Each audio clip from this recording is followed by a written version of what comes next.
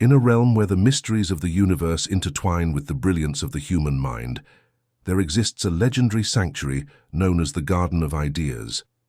At its heart, among flowers glowing with ancient wisdom and trees whispering cosmic secrets, lies a wellspring of eternal knowledge, safeguarded by the sage Earl Nightingale.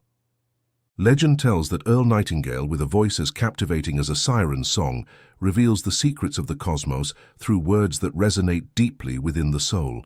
His text, "Your mind is your life," is more than just a narration. It is a portal to personal transformation and the fulfillment of your boldest dreams. With each chapter, Nightingale leads you along hidden paths of the mind, where every thought is a seed and every action the water that makes it bloom. Since the dawn of time, the stars have whispered tales of how great men and women have shaped their destinies with the power of their minds. In the modern age, Earl Nightingale invites us to rediscover this lost heritage and awaken the power that lies deep within our consciousness.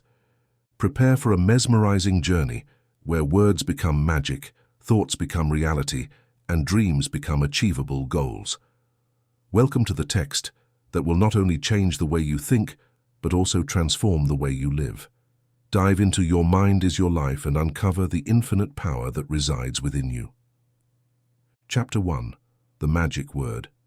Be a Leader addresses 12 ideas that will bring order and success to our lives and achieve wonders regardless of our main focus in our existence, as we speak of great ideas that have evolved through the centuries and together form a constellation that you and I can navigate safely and successfully. The great Spanish philosopher José Ortega y Gasset reminded us that humans are born into a state of natural disorientation with respect to our world, while all other creatures follow instincts of which they are unaware and cannot question. Each of us, as human beings, has been given the divine power to create our own lives, and this is precisely what we do every day. We implement actions and ideas that determine the shape and substance of our tomorrows. For some, these ideas and actions inevitably lead to extraordinary achievements and rewards. For the majority, they tend to lead to a middle ground where many follow others' directions without questioning them. For others, these actions and ideas lead to frustration, recurring problems, and a life spent in the lower tiers of the socio-economic pyramid.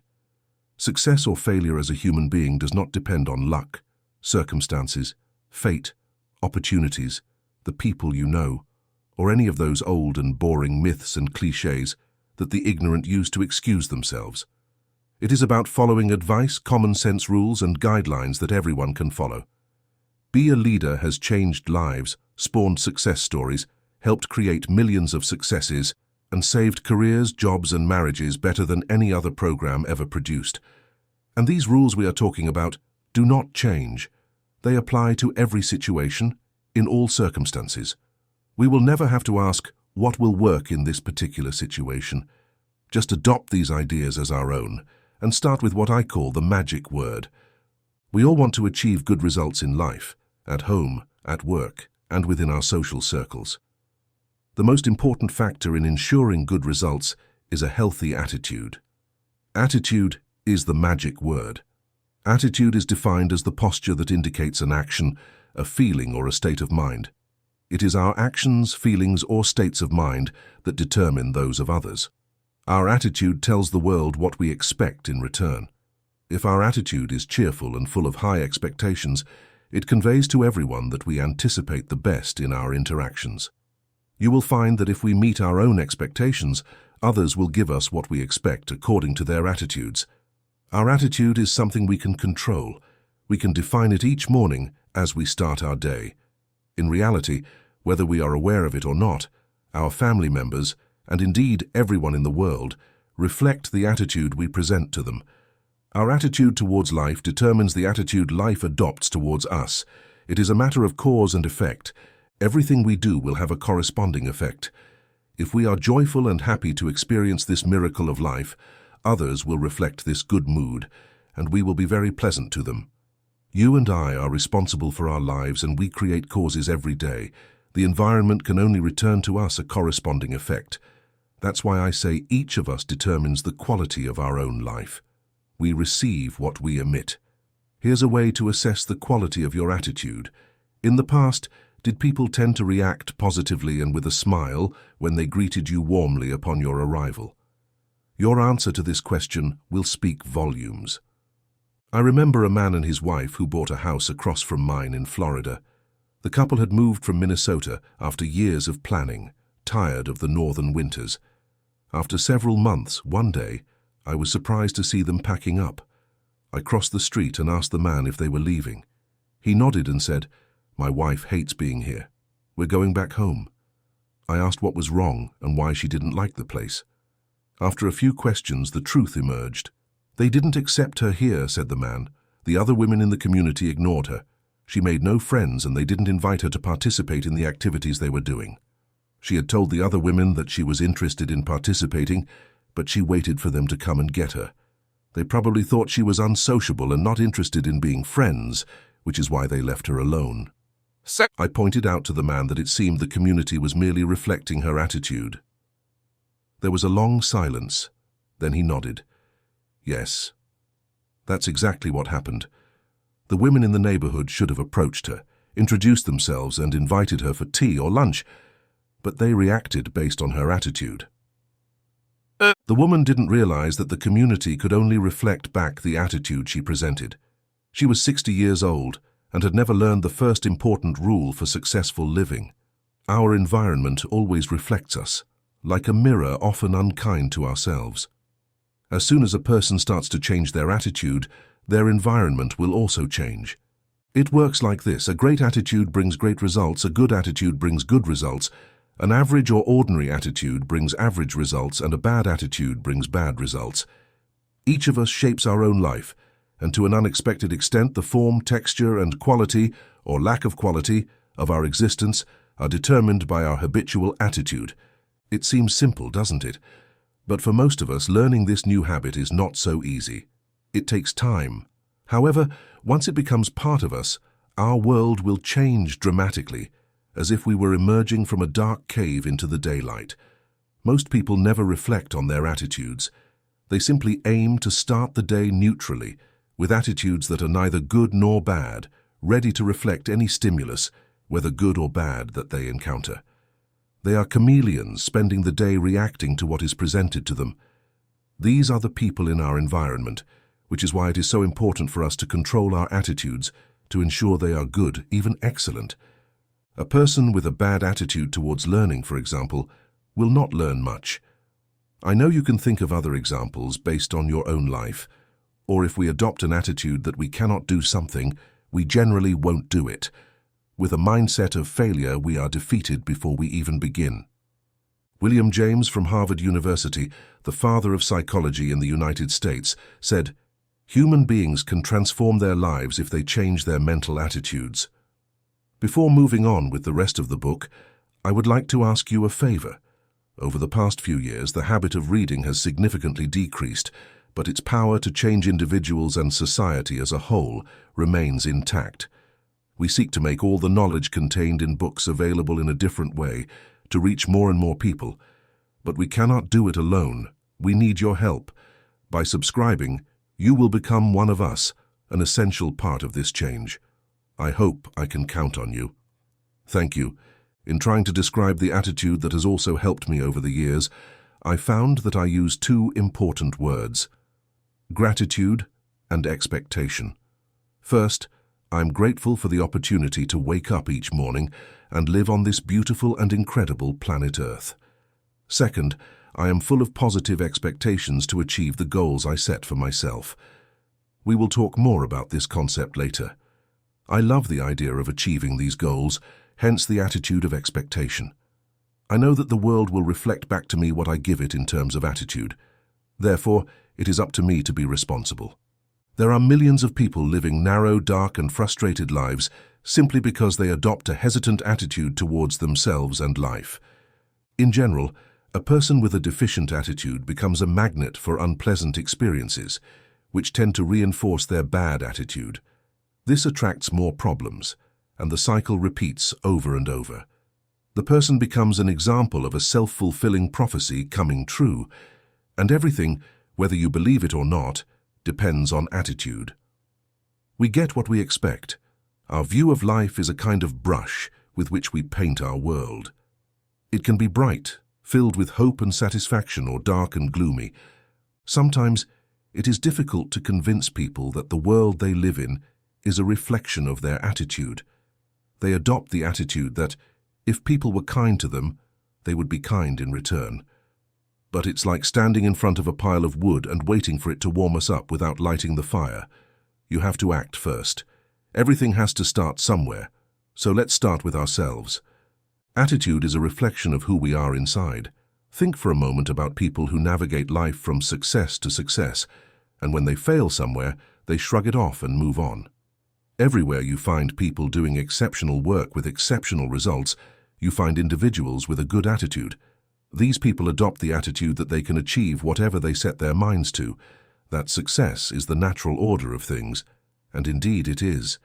They believe there is no reason why they couldn't be as successful and competent as anyone else.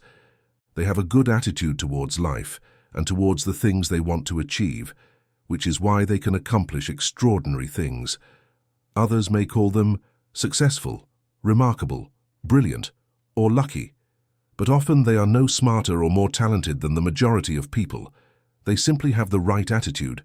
Their accomplishments do not seem too difficult, simply because very few people really try. As for luck, forget about it. Luck occurs when preparation meets opportunity, and opportunity is present at all times. A person can be very effective in their work, but if their attitude isn't excellent, it's a failure. A robot can do a great job, but only a human can enhance it with the magic of humanity. Bring it to life, make it sing, and make it truly valuable. That, my friend, makes the difference. Successful people come in all sizes, shapes, ages, and colors. They also have very varied levels of intelligence and education, but they have one thing in common. They expect more good things from life than bad ones. They aim to succeed more often than to fail, and they achieve it with certainty. There are things you desire that are worth pursuing. Adopt the attitude that there are far more reasons to achieve these goals than to fail at them. Pursue them, maintain a positive, joyful, and expectant attitude, and you will achieve them. In pursuing them, you will grow to reach new heights and be capable of accomplishing even more. Remember this, the world we live and work in is a mirror of our attitudes and expectations. If we believe that our environment can improve, we will be able to do so by improving our attitude. The world has no favorites, it is impartial. It doesn't care who changes, who succeeds, or who fails. Our attitude towards life affects ourselves more than it affects the world and its inhabitants. It would be impossible to calculate the number of jobs, promotions, good grades, and lost sales due to bad attitudes. The same goes for deteriorated marriages, disliked jobs, unhappy marriages, and parent-child relationships marked by lack of understanding and love. All of this is due to people waiting for the world and others to change first, without realizing that what they receive is a reflection of themselves. Nothing can change until we change. The answer lies in attitude. How does one develop a good attitude? In the same way one develops any other skill, through practice. It's helpful to stick a word on your bathroom mirror with the word attitude, so you see it every morning upon waking. You might have another in your car and another at your workplace. You should smile more, talk to people, and engage with them. Everything we want to do or achieve in this world must be done with and through people. Every penny we earn comes from people. The person we love and want to spend the rest of our lives with is a human being with whom we must interact. Our children are individuals, each different from any other person who has ever existed, and what affects them most is our attitude, the kindness and love they see and feel when we are near them. Start developing and maintaining an attitude that says yes to life and the world, and you will be amazed at the changes you will see. Someone once said that life is only boring to boring people, which is true, just as it is interesting only to interesting people and successful only to successful people. We must be the embodiment of success. We must radiate it even before it reaches us. First, we must mentally become the people we want to be from the standpoint of attitude. Many years ago, a journalist asked a famous restaurateur from Los Angeles when he had achieved success. The restaurateur replied, I was successful when I was at rock bottom. I knew what I wanted to do and I knew what I would do. It was just a matter of time. I had a success attitude long before I achieved prosperity. Goethe, the great German writer, expressed it this way: before you can do something, you must be something. Let me show you my point of view with an exercise. If you do it conscientiously and focus on it every day, you will see how you become lucky, as the uninitiated call it. All sorts of wonderful things will start happening in your life, showing you what a great attitude can mean. Here is the exercise. Treat every individual you come into contact with as if they were the most important person on earth. Do this for 3 reasons. First, for each person, they are the most important person on earth. Second, this is how it's right to treat human beings. Third, if you do this with everyone, you will begin to form an important habit. There is nothing in the world that men, women, and children want and need more than self-esteem, a sense of importance, being recognized, needed, and respected. They will give their love and other blessings to the person who fulfills this need. Have you ever noticed that the higher you go in any organization, the more pleasant people seem? That's how it works. The greater people are, the easier it is to talk, work, and get along with them, and thus naturally they rise to the top. This is due to their attitude. People with great attitudes move towards the top of any business or department where they are. They have their positions mainly because of their great attitudes, not the other way around. Apply the effects of this exercise to others exactly the same way you would like them to act towards you. Treat your family members as if they were the most important people in the world. Each morning, adopt the attitude you would have if you were the most successful person in the world. You will see how quickly this becomes almost a habit. Immediately, you will notice a change. The things that used to frustrate you will start to disappear. When an ill-informed person makes you have a hard time, don't let their bad attitude affect you. Keep your good attitude, continue to smile, and most importantly, stay calm. If someone cuts in front of you while driving or treats you rudely, don't react the way they would. Smile. Destructive emotions like anger, hatred, and jealousy do not harm others. They harm you. They can make you sick and make life bitter. Forgive everyone who has hurt you. Truly forgive, and then forgive yourself. All of that is in the past. Dwelling on it will only hurt you. Forgive and forget, and free yourself from it. By developing a great attitude, you will likely find that you are already on the path to what you are seeking, regardless of past success or failure. You will be delighted by the ease and comfort of your new mindset. The bad attitudes of others can be as contagious as a cold. It is important to view them as something contagious that can only harm us. We must stay healthy. We simply cannot spend time on these things. Whoever coined the phrase "life is too short" truly knew what they were talking about. Indeed, life is too short to waste our precious time mimicking others' attitudes, unless they are good. A good attitude does much more than brighten our world. It seems to magically connect us to all sorts of very practical opportunities that did not exist before this change. This may be what people refer to when they say we are lucky. We suddenly encounter opportunities that seem to come from nowhere. In reality, it is the effect of this new connection with the world that accompanies a great attitude. We do things more quickly and much better. In the same way, we will head straight towards any type of sudden success. When you start developing a better attitude, know that you have already placed yourself among the top 5% of the most successful people in the world and have laid the groundwork. Then, you need to plant the seed. In summary, here are a few essential points. First, it is our attitude at the beginning of a difficult task that will contribute to its success more than anything else. Second, our attitudes towards others determine their attitudes towards us, as we are all interdependent. The success we achieve in life will largely depend on our relationships with others. Third, before reaching the kind of life you desire, you must think, speak, and act in all your affairs like the person you wish to become. Keep a mental image of that person as often as possible. Fourth, remember that the higher you climb in an organization, the better the attitudes you will encounter, and that great attitudes are not the result of success. Rather, success is the result of great attitudes. Finally, the deepest desire of a human being is recognition and self-esteem. They want to feel important and know that they are needed, including by their loved ones and everyone they come into contact with.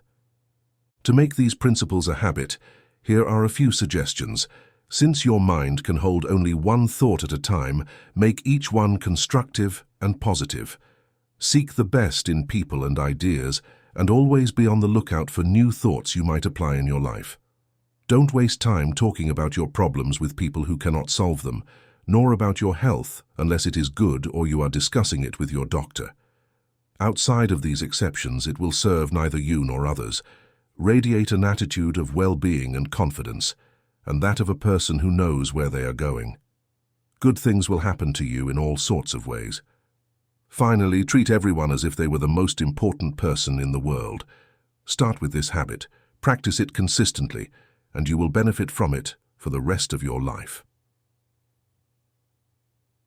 Chapter 2. Acres of Diamonds. In 1843, a man was born who would profoundly influence the lives of millions of people. His name was Russell Hermanel. He became a lawyer, then a newspaper publisher, and finally a clergyman. During his ecclesiastical career, an incident occurred that would change his life, as well as the lives of many others. One day, a group of young people came to Dr. Conwell at his church and asked if he would be willing to teach them college courses. They all aspired to a higher education, but could not afford it. Conwell advised them to reconsider their request and come back in a few days. After they left, an idea began to take shape in Dr. Conwell's mind. Why couldn't there be a good university for underprivileged but talented youth? In a short time, this idea captivated him completely. Why not make it a project worthy of 100% commitment and dedication? Almost without outside help, Dr. Conwell raised several $1 million with which he founded Temple University. Today, it is one of the leading schools in the country. To raise these funds, he gave over 6,000 lectures across the country, and each time he told a story called Acres of Diamonds. It was a true story that had deeply affected him and had the same effect on his audience. It was the story of an African farmer who had heard of others finding millions by discovering diamond mines. The story so excited the man that he sold his farm immediately and went in search of the precious stones himself. Unfortunately, he spent the rest of his life wandering through Africa without success in his quest for the sparkling gems. Eventually, exhausted and desperate, he threw himself into a river and drowned.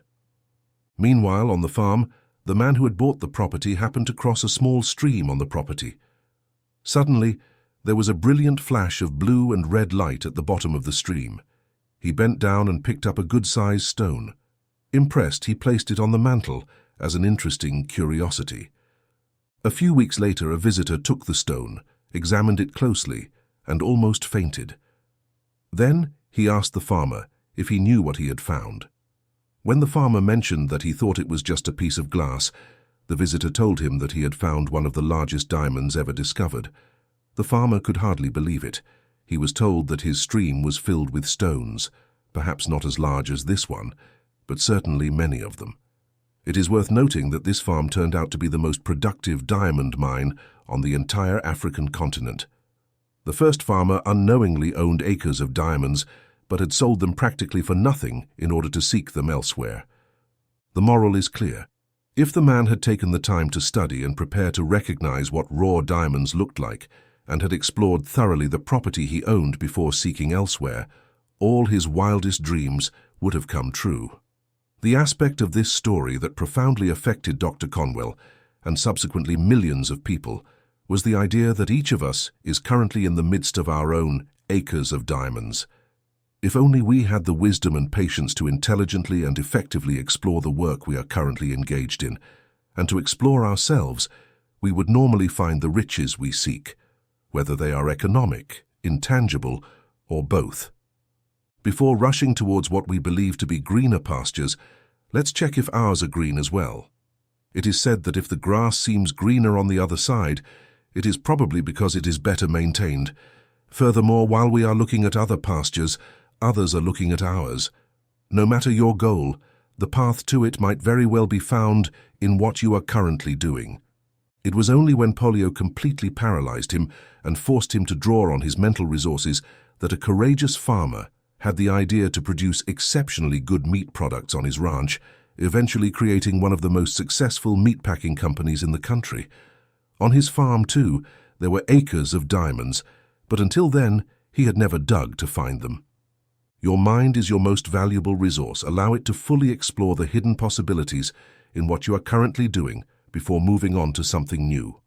I say this because there were likely good reasons why you chose your current job in the first place.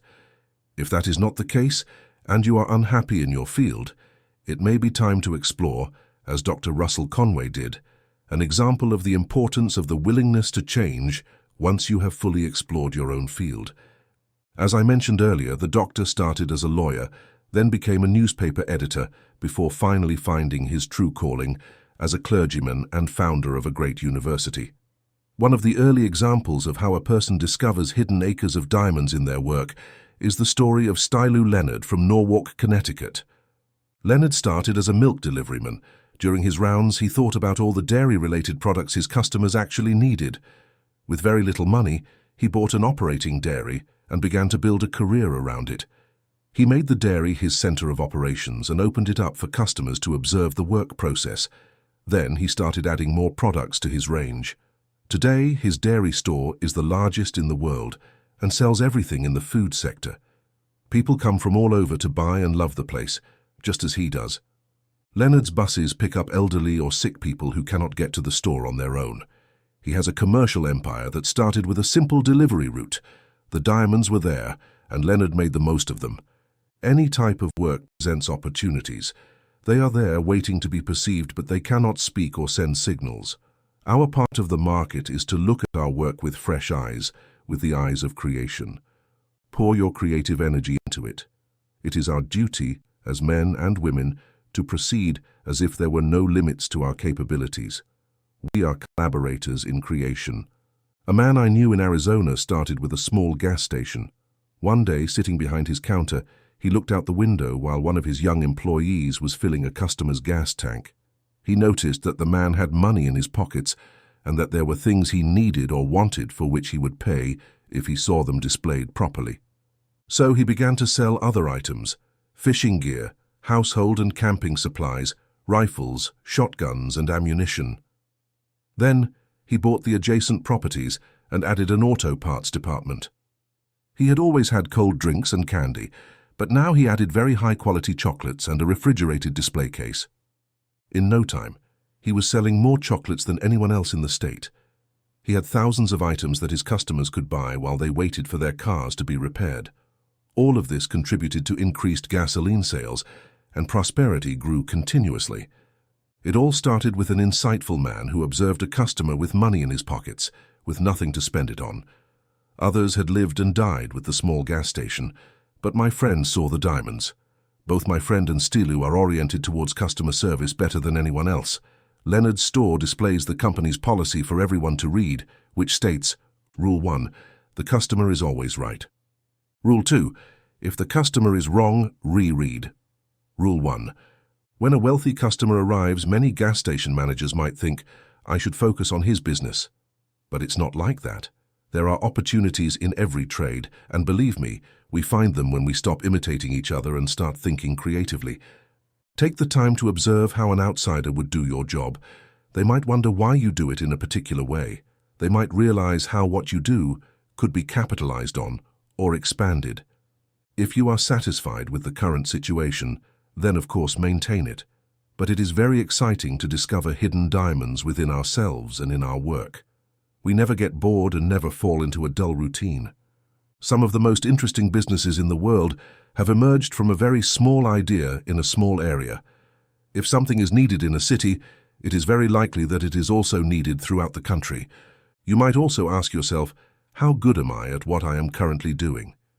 Do I know everything there is to know about my job?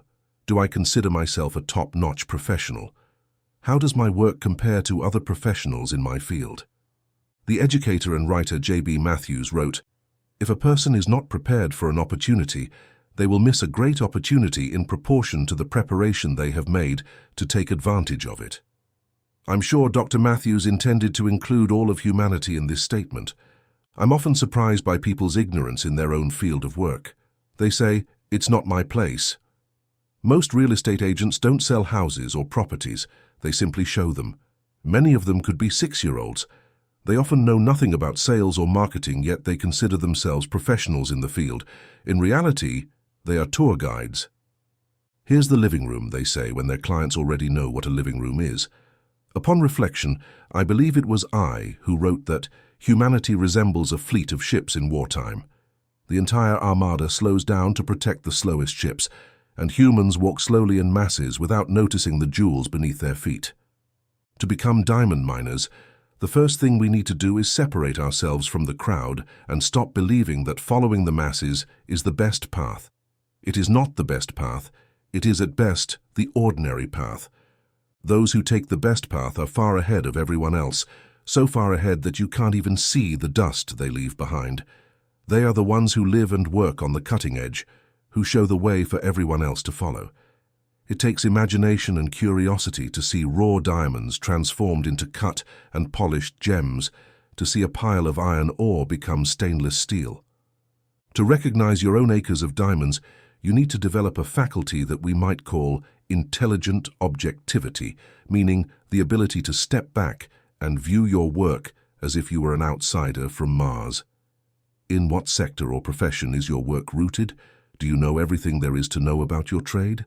Is it time for a refreshing change? How can you offer better service to your clients? Every morning ask yourself, how can I improve my service today? Are there rare and highly marketable diamonds around me? Am I seeking them? Have I examined every facet of my work and the industry it belongs to? Are there better ways to do what I am currently doing? Which ones? How will my work be done in 20 years? Everything in the world is constantly evolving.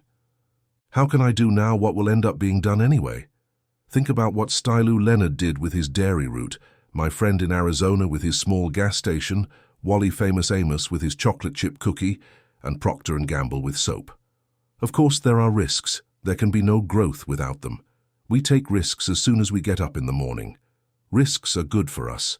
They reveal the best in us, make our minds work, quicken our pace, and can even brighten our daily lives. Humans should never settle. It's fine for chickens, cows, and cats, but people start to die when they become complacent in routine. One must keep moving. In 1931, the famous novelist Lloyd C. Douglas, author of The Robe, Sublime Obsession, and other bestsellers, wrote an article for a magazine titled Escape. In this article, Douglas wondered who among us has never been tempted to run away. If everyone who had ever had this thought had acted on it, few would be living at their current addresses. And among the small minority who followed this instinct, it is doubtful that many succeeded in completely shedding their troubles. It is more likely that they packed their problems into their old suitcases and carried them along. In summary, the idea of the article was not to try to escape your difficulties, but to overcome them, to persevere where you are. What we really seek is not to escape our perplexities and frustrations, but to conquer them. One of the best ways to achieve this is to stay on the straight path. Repeat and reinforce your main goal. Visualize it in your mind, like you imagine an airport or a plane in flight, or like a large ship in a storm. Stay the course and keep the engines running. The storm will undoubtedly pass, and it will be followed by a bright morning. Then you will be able to breathe a sigh of relief, return to port, rest for a moment, and, almost without realizing it, set out on another adventure, thinking about a new port you would like to visit. That's how this curious and playful human being works. He doesn't flee from problems, he overcomes them.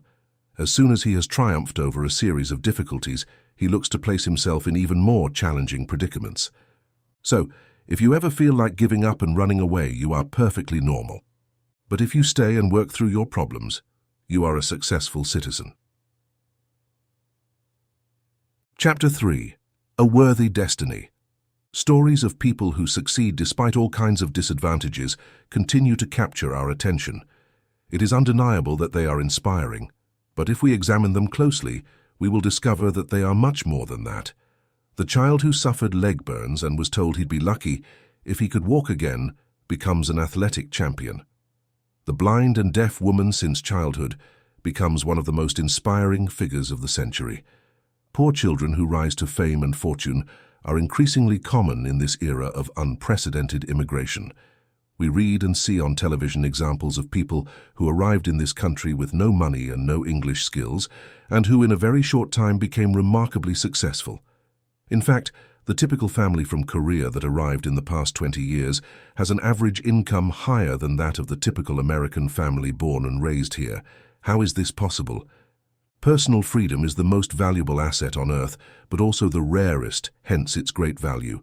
People who manage to reach the United States despite obstacles as high as mountains and miles of bureaucracy often find themselves free for the first time in their lives. And in this newfound freedom, they set to work finding a home and serving our country. Time becomes irrelevant to them, but having the chance to pursue their goals in the richest and freest country on the planet is everything. They all work hard, their work is first class, and they do it at a fair price. They ask neither for higher wages nor fewer hours. All they want is an opportunity, and when they have it, they seize it fully. In New York, a Korean family managed to buy a small store in downtown Manhattan. The first thing they did was clean it thoroughly, then fill it with the most suitable grocery items for the local residents. They opened early in the morning and closed late at night, always welcoming their customers with kindness. Naturally, they achieved resounding success. One day, the store's customers found it closed, which seemed very strange since it was open 7 days a week. But there was a note on the door explaining the reason. "We went to Yale University to attend our son's graduation. This is an American story of people who found joy in freedom and opportunity. By making the most of serving their fellow beings, these individuals are motivated despite enormous disadvantages like not knowing the language, not knowing the right people, or not having money. And what about the child with burned legs who became an athletic champion, or Helen Keller, who was blind and deaf from early childhood? What is the answer? Perhaps it is too simple. It is about having goals. The people we've talked about here, as well as the thousands of others doing the same across the country, have something that the average American does not: goals. They have a burning desire to succeed despite all disadvantages. They know exactly what they want. They think about it day and night, get up early and give their best all day long. This dream, this vision, this goal, invisible to everyone except the person who holds it, could well be responsible for all the great advances and achievements of humanity. A dream realized, a goal achieved, that is what is worthwhile for men and women. It is said that what the mind can conceive and believe, it can achieve. Building a good building where there was once a vacant lot, constructing a bridge across the bay, reaching the moon, owning a small blaze in downtown Manhattan, buying a comfortable house, earning a degree, the birth of a child, a position in the business world, a determined income or an invested sum of money. I repeat, what the mind can conceive and believe, it can achieve. We become what we think, and when we are driven by an exciting goal, we achieve it. That's why it's said, choose what you want to accomplish, because if you desire it strongly enough, you will get it, no matter what. It is said that Americans can have whatever they want. The problem is that they don't know what they want. They desire small things and get them. The system never stops working for them, but they don't seem to realize that it is a system, and that if it works to get a new refrigerator or a car, it will work just as well for anything else they desire. When a person understands that the goals that matter to them can become a reality, it's like opening a box of surprises. All sorts of interesting and exciting things start to happen. Often we feel truly alive for the first time. We look back and realize that we were moving at a turtle's pace, following the crowd and believing that we were all the same. Nothing could be further from the truth. Each of us is different, with different abilities, genetic profiles, and desires. What would be a resounding success for one family might be a failure for another, due to differences in aspirations, lifestyles, education, and training. When we are young, the environment influences us and helps to define our life trajectory. A young person who experienced poverty in childhood might aspire to become wealthy, perhaps to compensate for the lack of their early years, while another young person raised in an upper middle-class family, who has almost always had everything they wanted, might be content with a middle-class status in adulthood. The things we have always had are not as significant to us as they are to those who have never had them. We talk about freedom and how precious it is to those who have never had it, while most Americans take it for granted and don't even think about it. If we asked them what is the most important thing in the world for a human being, they would probably not mention the freedom to set specific life goals.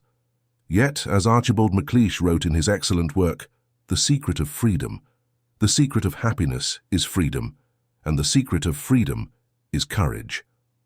To understand the importance of setting goals, we must realize that it is the very foundation of all success. In fact, it is the very definition of success. According to a brilliant definition I found, success is the progressive realization of a worthy goal, or in some cases the pursuit of a worthy ideal. If you reflect a little on this beautiful definition, I think you will agree with me. Being on the path to achieving a goal is already a form of success. Success does not only reside in reaching an end, although that is how the world views success, but it resides in the journey toward that goal. We are successful to the extent that we work to achieve something we want to accomplish in our lives. That's where human beings give their best. This is what Cervantes was referring to when he wrote, "The journey is better than the inn."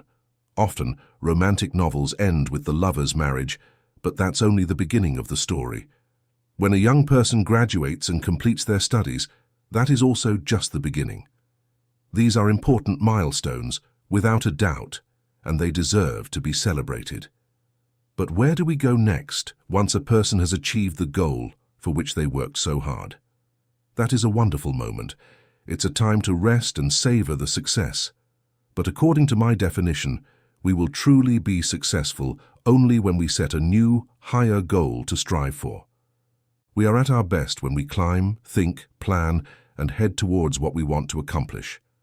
This doesn't mean we should become workaholics. In fact, it is proven that the most successful men and women know how to live in a wonderful state of balance. They have fun and rest properly to ensure their minds work better. Whatever we choose to do, the mind is the most important part we possess. As some athletes say, 90% of success is mental, and regardless of the actual percentage, it is undoubtedly very high. As we emphasized in the chapter on the magic word, our mental attitude can make the difference between winning and losing. With our definition of success as the progressive realization of a worthy goal, we have covered everything. Whether it's the young person working to finish their studies or the person striving for a promotion in their company, they are as successful as anyone on earth. If you have a goal that feels worthy of you as a person and fills you with joy just thinking about it, believe me, you will achieve it. But as you get closer and see that the goal will soon be reached, start thinking about the next one. It often happens that halfway through a book, a writer gets the basic idea for the next one and starts taking notes. That's how you should act. One of my favorite poems is by Rabindranath Tagore, the great poet from Calcutta, and it goes, "I slept and dreamed that life was joy. I woke up and saw that life was service. I served and found that service is joy." We are happier when we fully dedicate ourselves to the work that leads us toward the goal we have set. It gives meaning to our free time and brings comfort to our dream. It makes the rest of life wonderful and worthwhile. When people think of the word success, most tend to associate it with a lot of money. Although this can be a natural consequence of a goal and indicate that we are doing a good job, it is not always the case. That's why I mentioned that success can be defined as the pursuit of a worthy ideal. For example, I cannot imagine anyone more successful than an exceptional teacher who strives to learn more about the art of teaching and the courses that will captivate their students' interest. They understand that everyone is different and learns at their own pace. Joy and satisfaction come from serving others, and literally, there are millions of ways to do it. Most likely, those whose goals involve helping many people will be greatly rewarded. A goal is something personal, as unique as the person themselves. Since no two people are exactly alike, it makes sense that no two people have exactly the same goals. It is important to add that a goal must fill us with positive emotions. When we think about it, it should be something we ardently desire. By feeling an idea or goal with great intensity, we will have more certainty that this idea, buried deep in our subconscious, will guide us toward its realization.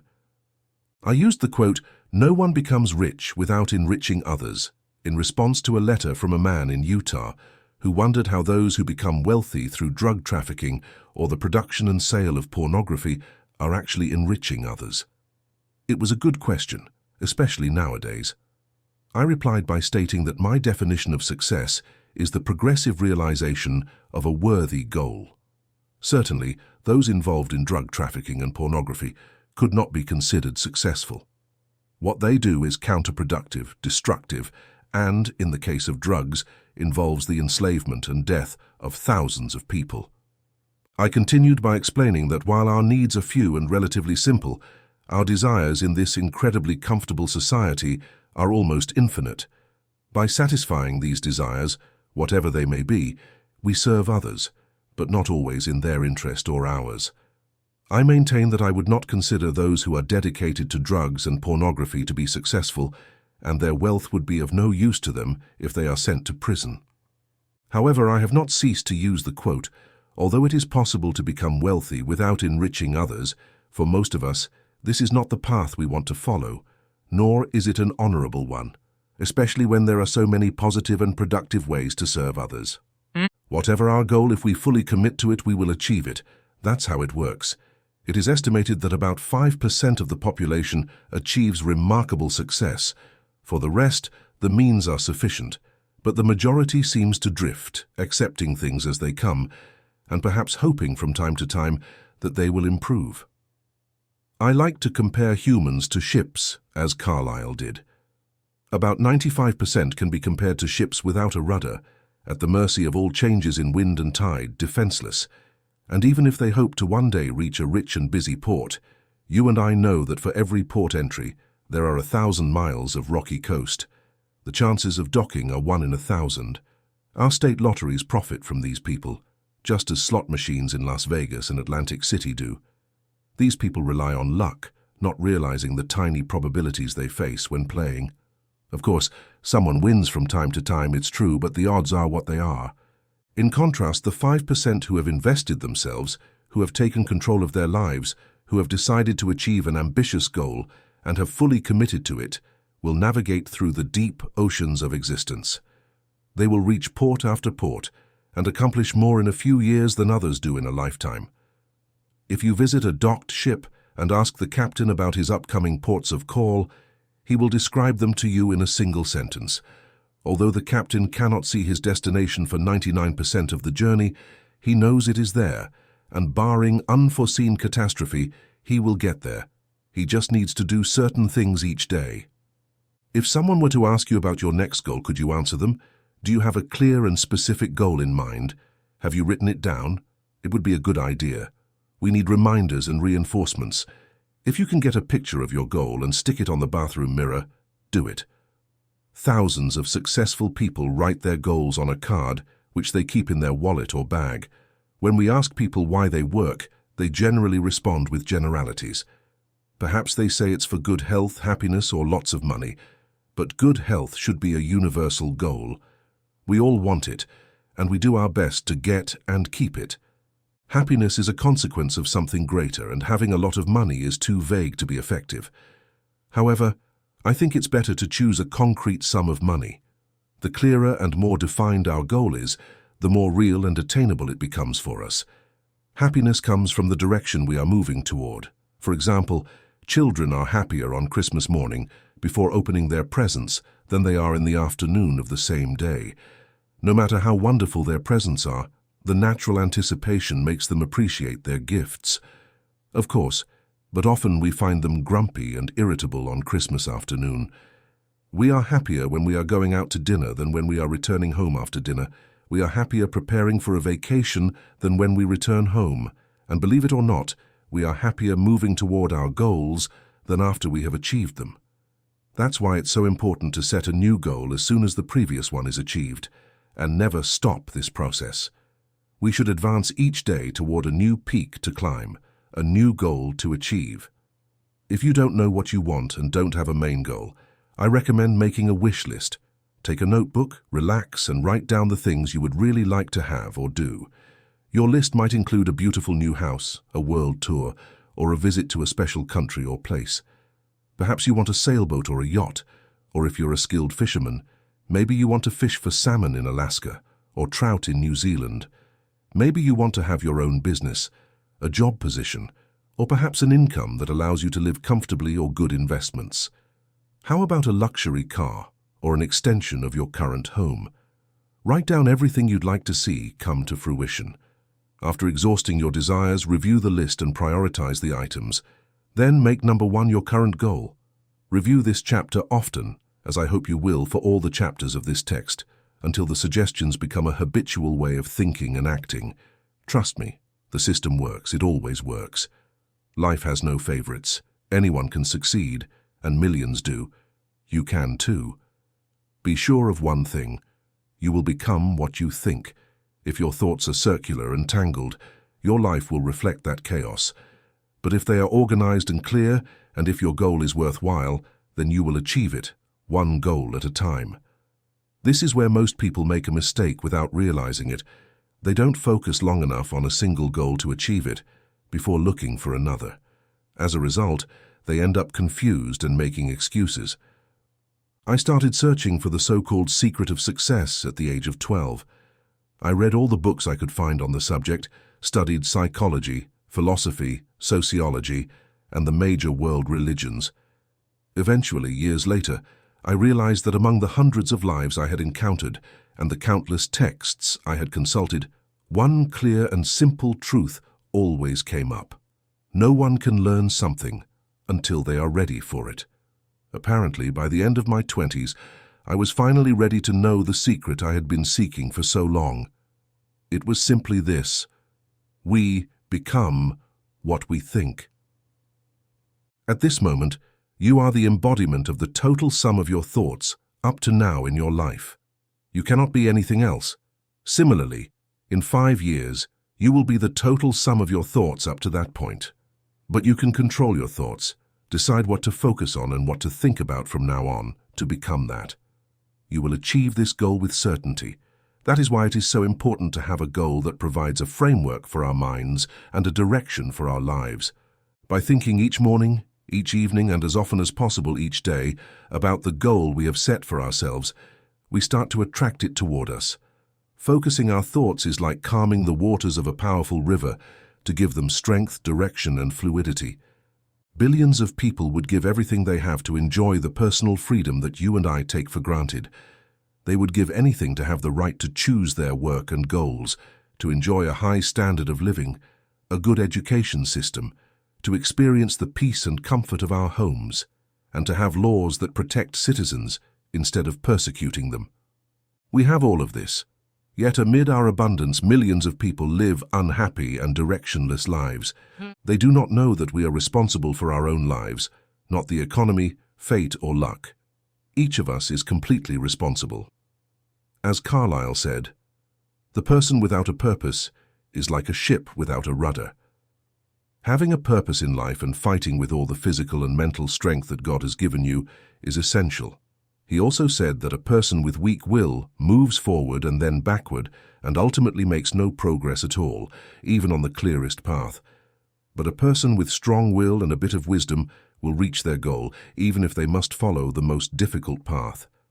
Munger said, "There is no way to success but through a firm purpose, and nothing can replace it. A purpose supports character, culture, position, and achievements of all kinds. So decide on your goal. Insist on it. Look at your goal card as often as possible. This way, you will embed the goal into your subconscious. See yourself as having already achieved your goal. Do this every day without fail, and it will become a habit before you realize it, leading you from one success to another throughout your life. This is the secret to success.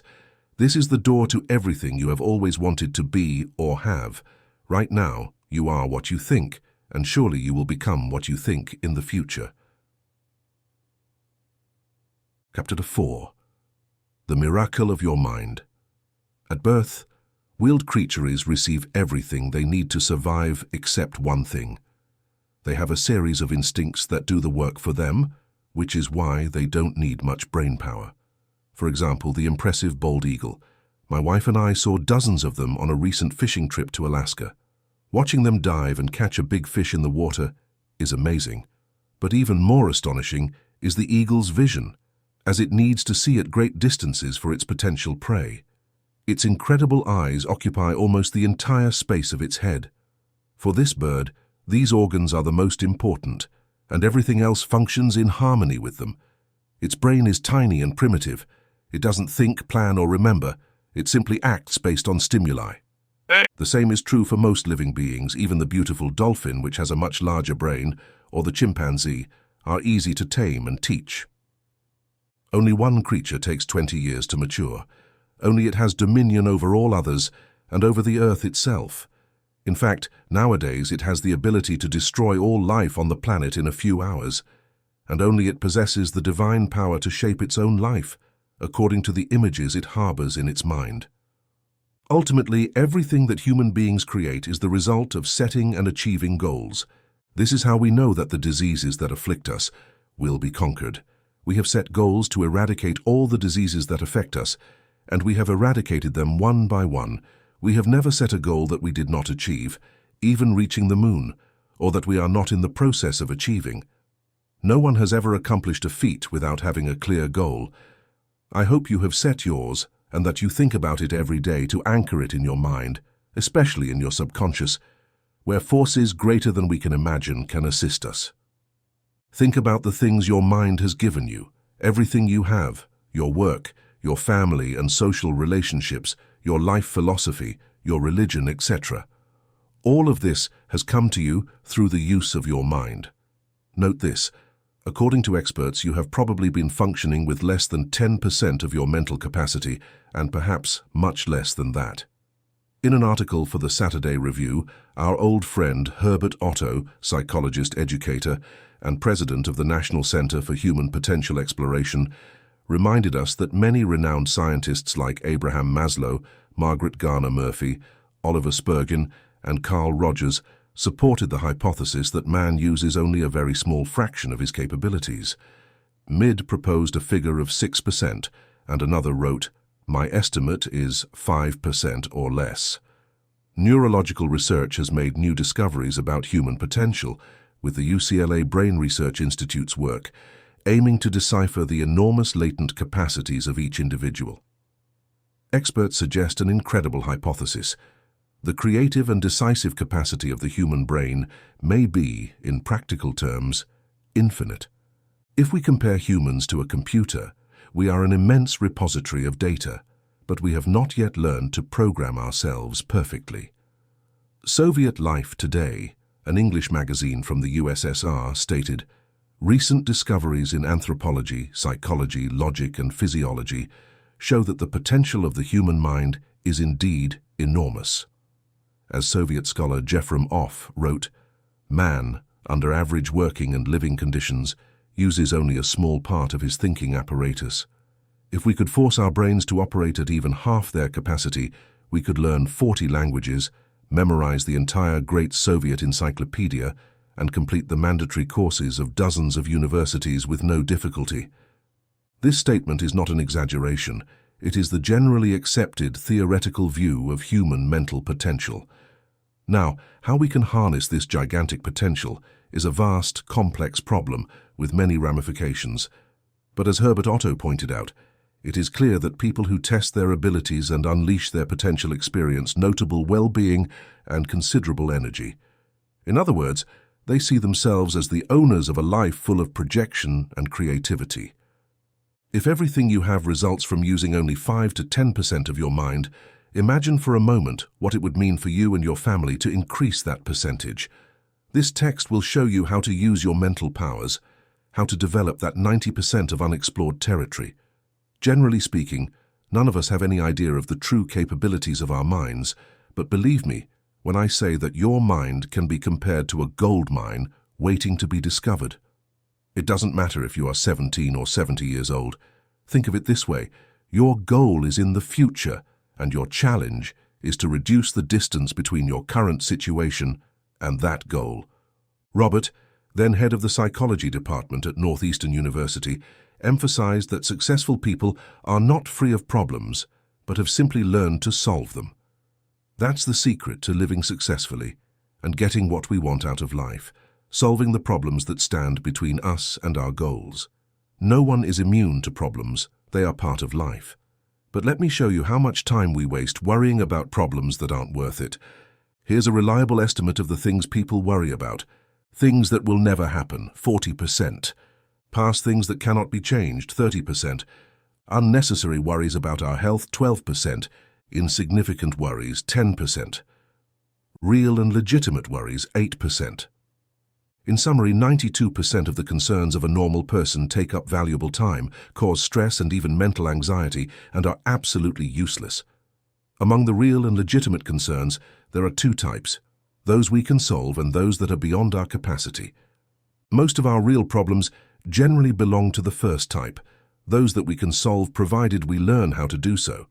There must be millions of people who feel that the life they desire is out of reach because they see problems not as challenges to overcome, but as great chasms they cannot cross. Some research shows that successful people encounter the same problems as others. One of the benefits of working with a psychologist or psychiatrist is learning that there are thousands, even millions of people with difficulties similar to ours. Thus, it all comes down to our ability to solve problems. Now suppose you have set a goal. Remember that you will become what you propose to become, and you will achieve what you aim for. But how? This is where the mind comes into play. What is the mind, really? Perhaps the best way to describe it is through a quote from playwright Archibald MacLeish, Pulitzer Prize winner, in his play, The Secret of Freedom. He says, "Thought is the only thing man has of his own. Everything else you can find in a pig or a horse." This is incredibly true. The human mind is what distinguishes us from other creatures on earth. Everything that is significant to us comes to us through the mind. Love for our families, our beliefs, our talents, our knowledge, our skills. Everything is reflected through our mind. And what will happen in the future will also be the result of how we use our mind. Yet it is the last place people usually turn to when seeking help. Do you know why most people don't automatically turn to their mental resources when faced with a problem? Believe it or not, it's because they have never learned to think. Most people do not think throughout their lives. They react to stimuli and remember, but this is not creative thinking. Remembering to set the alarm at night and get up when it rings in the morning is not thinking. Showering, shaving, dressing, having breakfast and going to work at the office are also part of routines, and when we come home, we repeat the whole process. Let me repeat, most people don't know how to think. When faced with a problem, they do everything to avoid thinking. They seek advice from the least appropriate people who often know no more than they do, such as neighbors or family members. Very few turn to books, and only one in countless thousands might take a notebook, write the problem at the top of the page and use their brain. But there are people who think, and a lot of them. You need to consider the human mind. Look at what it has accomplished by doing so. Notice that we are developing at such a speed that in terms of progress, we have advanced more in the last 50 years than in the previous 10,000 years of human civilization. Most of the scientists who have ever lived, about 90%, are still alive. Imagine, in the realm of ideas and human advances, we have reached such a high level that even the most optimistic forecasts did not envision it 30 years ago. But each new idea triggers others. So we are now in an era of progress across all fields and on all fronts, which defies the imagination. The use of solar energy in our power plants, computers that operate at the speed of light and save months and years of calculation, work in minutes, and all the advances we see emerging come from the most powerful tool in the world, the human mind. Dr. Harlow Shapley from Harvard University has stated that we are entering a completely new era, which he called the psychosocial era, the era of the mind. And you, my friend, have one. Let's look at some facts. The standard 40-hour workweek has long been under imminent threat of further reduction. This means that the average worker has a huge amount of free time. Indeed, if we add up the hours in a year and subtract the hours of sleep, about 8 hours, we find that this person has around 6,000 waking hours. And what happens? Less than 2,000 hours are devoted to work. This leaves us with 4,000 hours per year, where people neither work nor sleep, called discretionary hours, where they can practically do whatever they want. To see remarkable results in your life, I recommend dedicating just 1 hour a day, 5 days a week, to exercising your mind. You won't even need to do it on weekends. Choose an appropriate time for this task. The best time is an hour before others get up in the morning. The mind is clear, the house is quiet, and if you wish, have a cup of coffee to get your mind going. Here's a good way to proceed during this daily hour. Take a blank sheet of paper. At the top of the page, clearly and simply, write your current main goal. Since our future depends on how we manage our work, jot down all the ideas that might help you improve what you are currently doing. Try to come up with 20 ideas. You won't always reach that number, but even if you only find one, it could be beneficial. Now remember 2 important points about this. First, it's not something simple, and second, most of your ideas will not be good. When I say it's not simple, I mean it's like starting any other habit. At first, you will notice that your mind resists leaving the old routine, but when you think about your work and how to improve it, note down all the ideas that come to mind, no matter how absurd they may seem. Let me tell you what will happen. Some of your ideas will be good and will deserve to be tested. However, what this extra hour mainly does is plant your goal in your subconscious and set the entire vital machinery in motion from the first hour each morning. If you come up with 20 ideas a day, that's 100 ideas a week. Even if you don't do it on weekends, 1 hour a day, 5 days a week, totals 260 hours a year. You still have 3,740 hours of free time remaining. This means you will be thinking about your goal and ways to improve your performance for 6.5 extra weeks of work per year. 6.5 weeks of 40-hour work weeks dedicated to reflection and planning. Do you realize how easy it is to surpass the so-called competition? You'll still have 7 hours a day to do whatever you want. If you start each day by thinking, you'll notice that your mind will continue to work throughout the day, and truly brilliant ideas will begin to emerge from your subconscious at unexpected moments. When that happens, note them down immediately. One great idea can completely revolutionize your work and consequently your life. If you want to develop the muscles in your body, you will exercise every day. Mental ability develops in the same way, except that the benefits are not proportional to the time and energy invested. The human mind can achieve anything, but even the most developed muscles are insignificant compared to those of some of the simplest animals on Earth. If humans had relied on their muscles for survival, they would likely have disappeared, just like the dinosaurs, who were the most physically powerful creatures to ever exist. Let me share with you some results that some people have reported to me after following this 1 hour a day routine. A stationery salesman sold more products from his company in 1 month than he had sold in an entire year before over the previous 4 years with the company. Additionally, a Sunday school teacher with 5 students set a goal to have 30 in her last letter. She told me she now has a class of 25 students. I have been using this system for years, and it has provided me with some of the most rewarding experiences of my life, and it only takes 5 hours a week. 5 hours out of 168, it's truly worth it. It's like spending 5 hours digging in a pure gold mine, because your mind is all that and much more every time you write your goal at the top of a sheet of paper. Don't worry, don't fret about it. Consider it as something simply waiting to be achieved, like a problem waiting to be solved. Face it with confidence and use all the powers of your mind to find a solution, and believe me, you will succeed. This puts each of us behind the wheel. In summary, start this week by dedicating 1 hour a day to generating as many ideas as possible. Try to come up with at least 20 a day on how to improve what you are currently doing. Don't give up. Remember, achieving your goal likely depends on this, as does your entire future. Once you start exercising your mind in this way, I'm sure you'll want to continue. If everything you currently have is the result of using, let's say, between 5 and 10% of your mental capacity, imagine what your life would be like if you increased that number to 20% or more. Successful people are not without problems.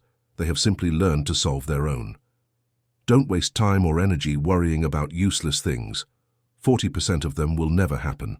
30% have already occurred and cannot be changed. 12% are unnecessary worries about our health, and 10% are trivial details. Only 8% are genuine concerns. Try to distinguish between what is real and what is unnecessary, and solve the issues within your reach. Humanity has progressed more in the last 50 years than in the previous 10,000 years of civilization.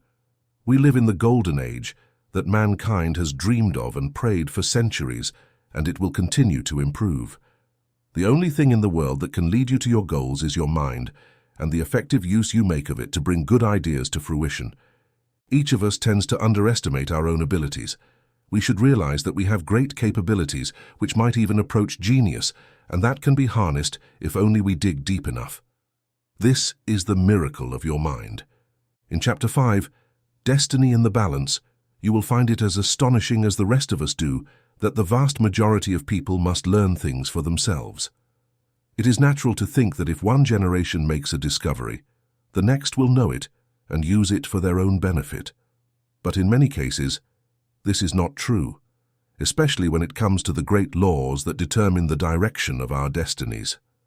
In one of the third world countries, a group of day laborers was hired to work on a farm. These people came from a very remote village where motor vehicles were practically unknown. They were thrilled by the new experience of being transported by truck. When they arrived at the place where they thought they should get off, they jumped out of the vehicle at full speed without giving it a second thought. Fortunately, they landed on soft ground rather than on a paved road, but the results of their unconventional dismounting method were, to say the least, surprising, at least to them. They tumbled and slid along the dusty road for quite some time, until gravity and friction finally brought them to a stop. None of them were seriously injured. In fact, when the terrified driver came back to them, they were laughing heartily as they explained the incident later. The trucker blamed it on the fact that they had never been in a truck before. That is the obvious answer, but not the real one. The amazing tumble show on a remote farm road was caused by ignorance of a law that applies to trucks, boats, airplanes, or any moving body. Sir Isaac Newton gave us this law, which states, "A body in motion stays in motion until an external force acts upon it." When the workers jumped out of the back of the truck, they were moving at the same speed as the truck itself. The external force was gravity pulling them towards the road, but they continued to travel at the same speed as the vehicle, and well, you can imagine the rest. They were hurt, confused, frightened, and turned upside down because they did not understand the fundamental law that governs the entire universe, the law of cause and effect. This law has been written thousands of times by the brightest minds in the world, and as a result, it has appeared in many forms for us. Perhaps the best way to express it is as follows. Our reward in life will always be equal to our service. This is another way of saying that what you sow, you reap. Galatians 6:7, and it has been written in many ways in all the languages of the earth. Sir Isaac Newton, in promulgating his laws of physics, expressed it this way: for every action, there is an equal and opposite reaction.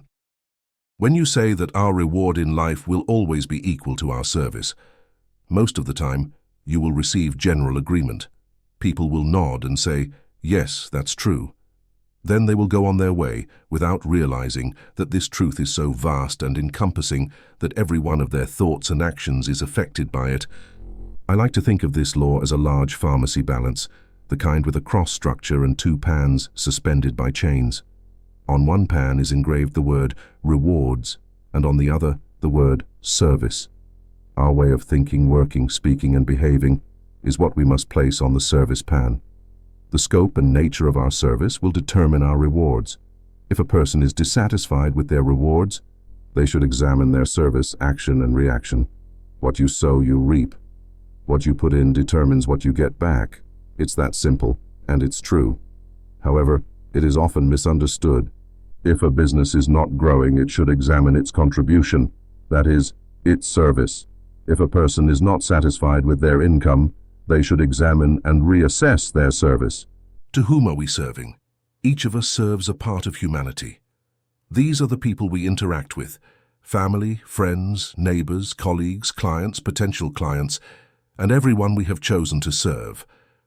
Our reward will depend on the extent to which we serve. In the history of the world, humans have never been so interdependent. It is impossible to live without serving others, just as it is impossible to live without being served by others. And that is a good thing. The closer this interdependence, the greater the human achievements. We need each other. In fact, we cannot live without each other. Every time we light a match, drink a glass of water, turn on the light, answer the phone, drive our car, get dressed, bathe, mow the lawn, or go fishing, or even try to make our own hooks, we are served by other human beings. Every time we check our watch, the efforts of thousands of human beings have served us. We all seek rewards, and we must understand that they come in two types, tangible and intangible. In other words, on one side, rewards include the money we earn, the house we buy, the car we drive, and the clothes we wear. But on the other side, they also include our happiness, our peace, our inner satisfaction, and the people who are precious to us. But remember this, whatever reward you seek, you must first earn it in the form of service to others. Any attempt to evade this law will end in failure, frustration, and ultimately discouragement. We can see this frustration everywhere, on tense and nervous faces, in the mountains of pills consumed each day, and on the long faces of those for whom everything seems too complicated and who have simply given up in the face of circumstances. How much of this is due to a lack of understanding or ignorance of this simple law of nature? I believe that much of it stems from this. Now, do you understand this law intellectually and emotionally? If you do, you can carve out a wonderful path through your life, just as the field workers who jumped from a speeding truck, just as a child gets their fingers caught in a closing door, and just as a driver speeding realizes they are about to crash. How many times have you found yourself confused for acting against the rules of man and nature? You've surely encountered many people acting like someone sitting in front of an empty fireplace saying, "Give me heat and then I'll give you wood." People seem to fall into two categories, those who understand that you need to put wood in to get heat, and those who think they should get heat without doing anything about it, or believe they should get maximum heat with minimal wood. One could say that a person's discontent is measured by the distance between what they have and what they want. Once we have what we desire, it is very likely that we will want even more, because that's how people are. But this can be good, and it's a sign of health. Constructive discontent is responsible for our advancement as a civilization. Let's imagine that you've determined what you want. Objectively observe where you are now, consider the distance between you and your goal, and think of ways to increase your service so you can build a bridge across that distance. Thus, thinking and creativity become life, and they also ensure that our goals can be achieved through individual efforts in a minimum amount of time. One morning, I was having breakfast in a restaurant in Monterey, California, one of the most beautiful places in the world. Suddenly, I noticed that at the table next to me, there was a young couple who couldn't have been more than 25 years old. Their misfortune was evident.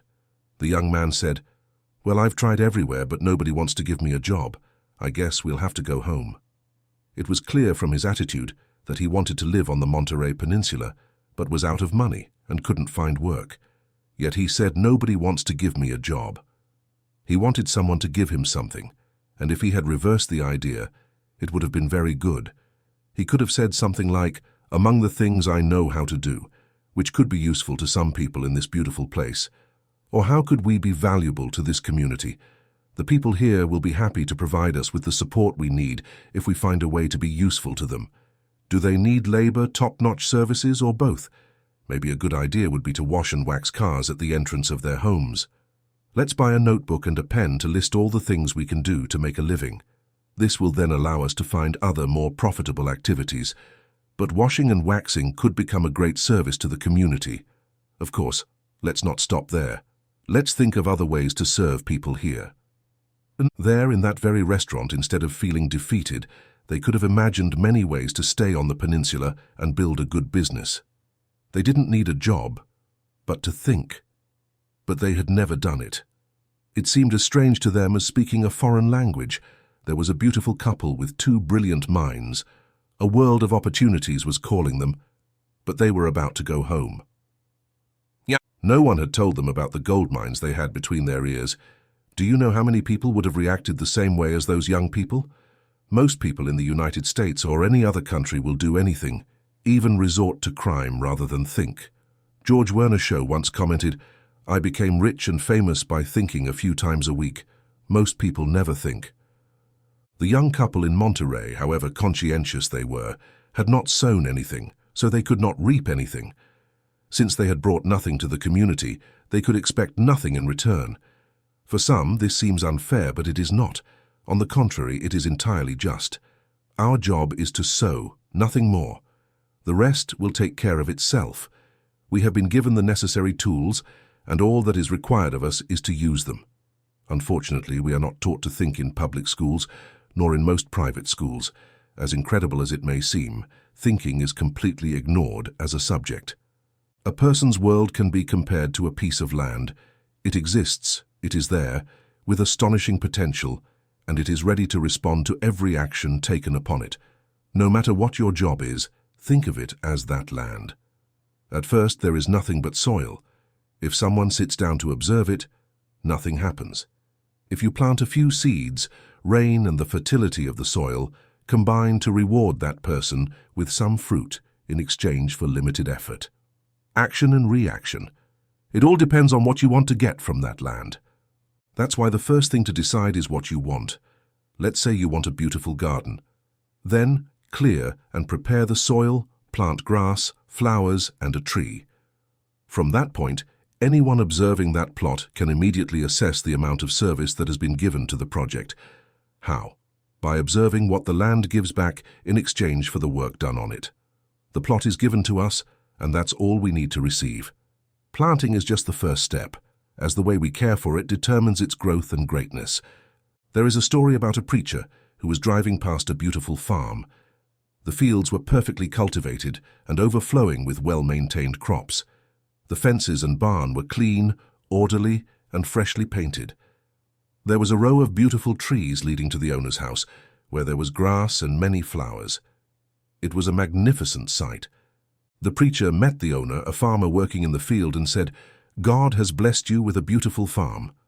The farmer stopped and thought for a moment, then replied, "Yes, he has, and I am grateful to him.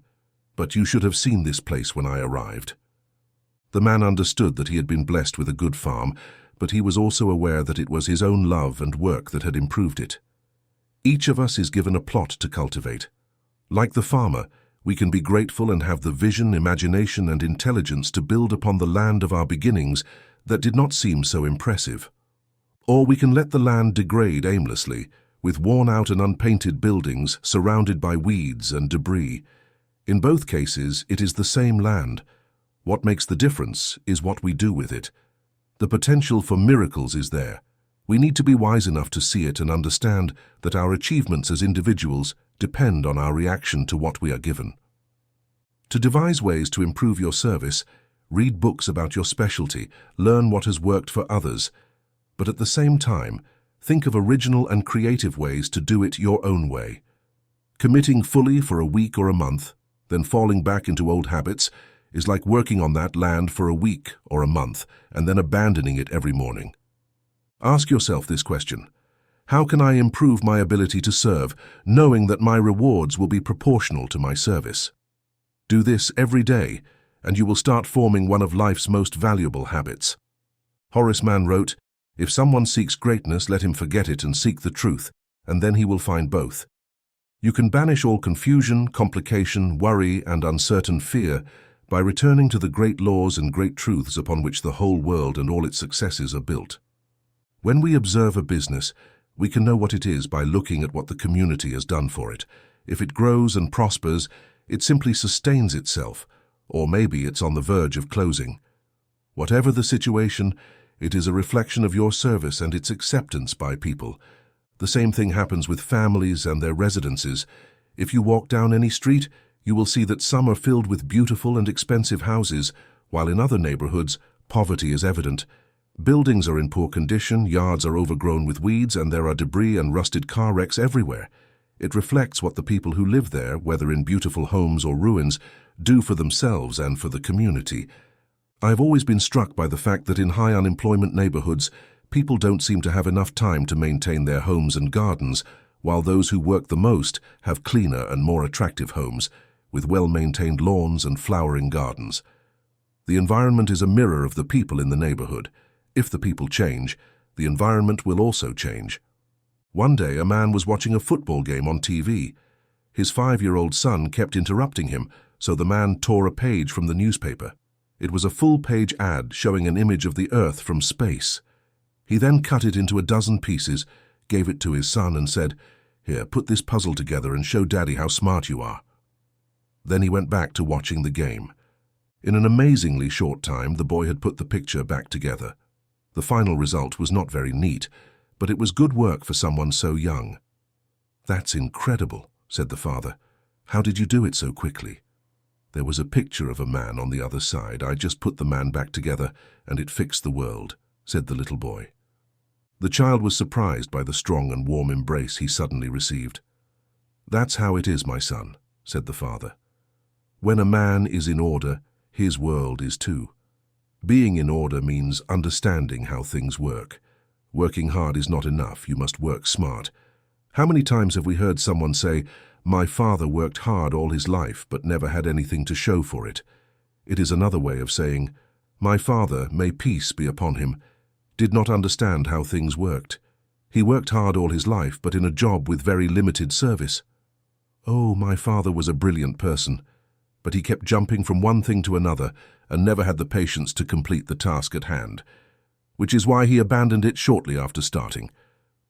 To succeed, you need time, devotion, creativity, and a full commitment.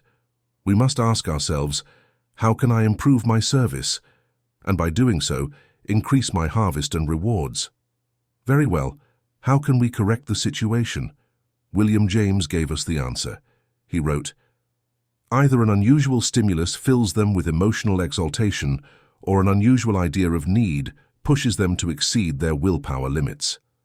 In other words, emotions, ideas, and efforts are what help us capture the prey. If you are worried about your income or your future, you are focusing incorrectly on the rewards side of the balance. Look to the other side. Concern yourself only with improving your service. Become great where you are, and your income and future will take care of themselves. Don't be like the person who sits in front of an empty fireplace and first asks for warmth.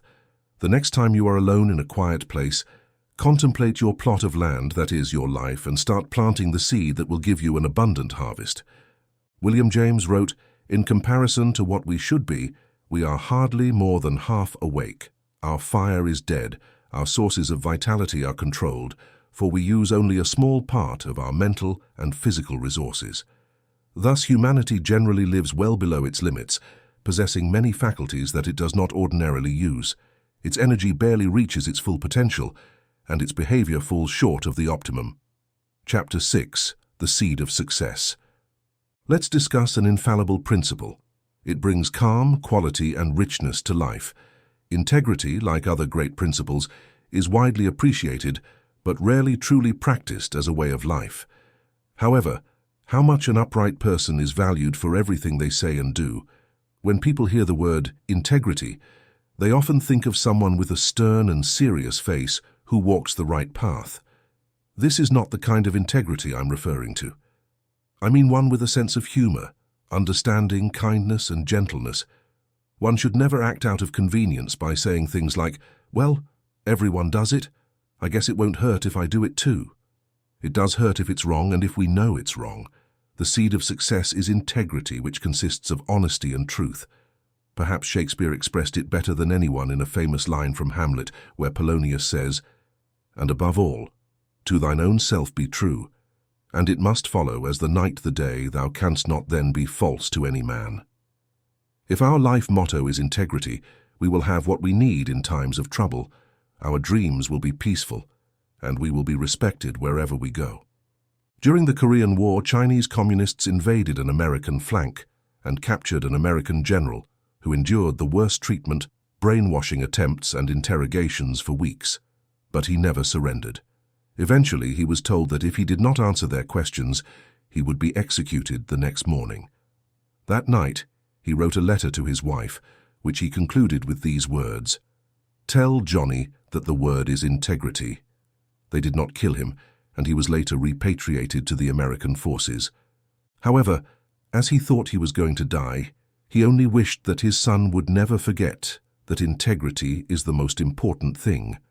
Integrity means trying to know ourselves as well as possible, examining ourselves as Socrates advised, and conducting a self-assessment, that is, an inventory of our abilities, talents, and goals. Not long ago, he received a letter from Scott Palmer in which he said, "I found some advice on happiness from my mentor, Dr. Brant Blanchard, published in my newsletter some time ago. Blanchard is one of the great men of our century, though few people have heard of him.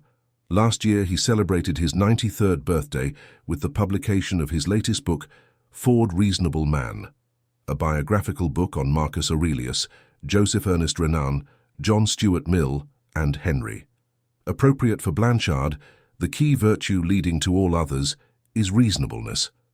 Brant Blanchard is an emeritus professor of philosophy at Yale University and holds the sterling rank, the highest at that institution. On the subject of happiness, he wrote, "It is important for happiness not to think about it too often. The person who continually wonders if they are happy risks not achieving their goal, as happiness is, as Aristotle thought, a byproduct of healthy and fruitful work." Bertrand Russell, who wrote The Conquest of Happiness, observed that scientists are often happier than artists because they usually become absorbed in objective tasks and do not focus on their own navels. Nevertheless, the important thing is to find what we are really good at, which is usually also the most useful for serving others, and then do it with all our strength. Happiness will come without seeking it. If we seek it directly and obstinately, it will be like the old rich but discontented people hanging out in Miami hotels. Secondly, the fundamental principle of my ethics is to act so that the world becomes the best possible. I have not achieved this, and no one has.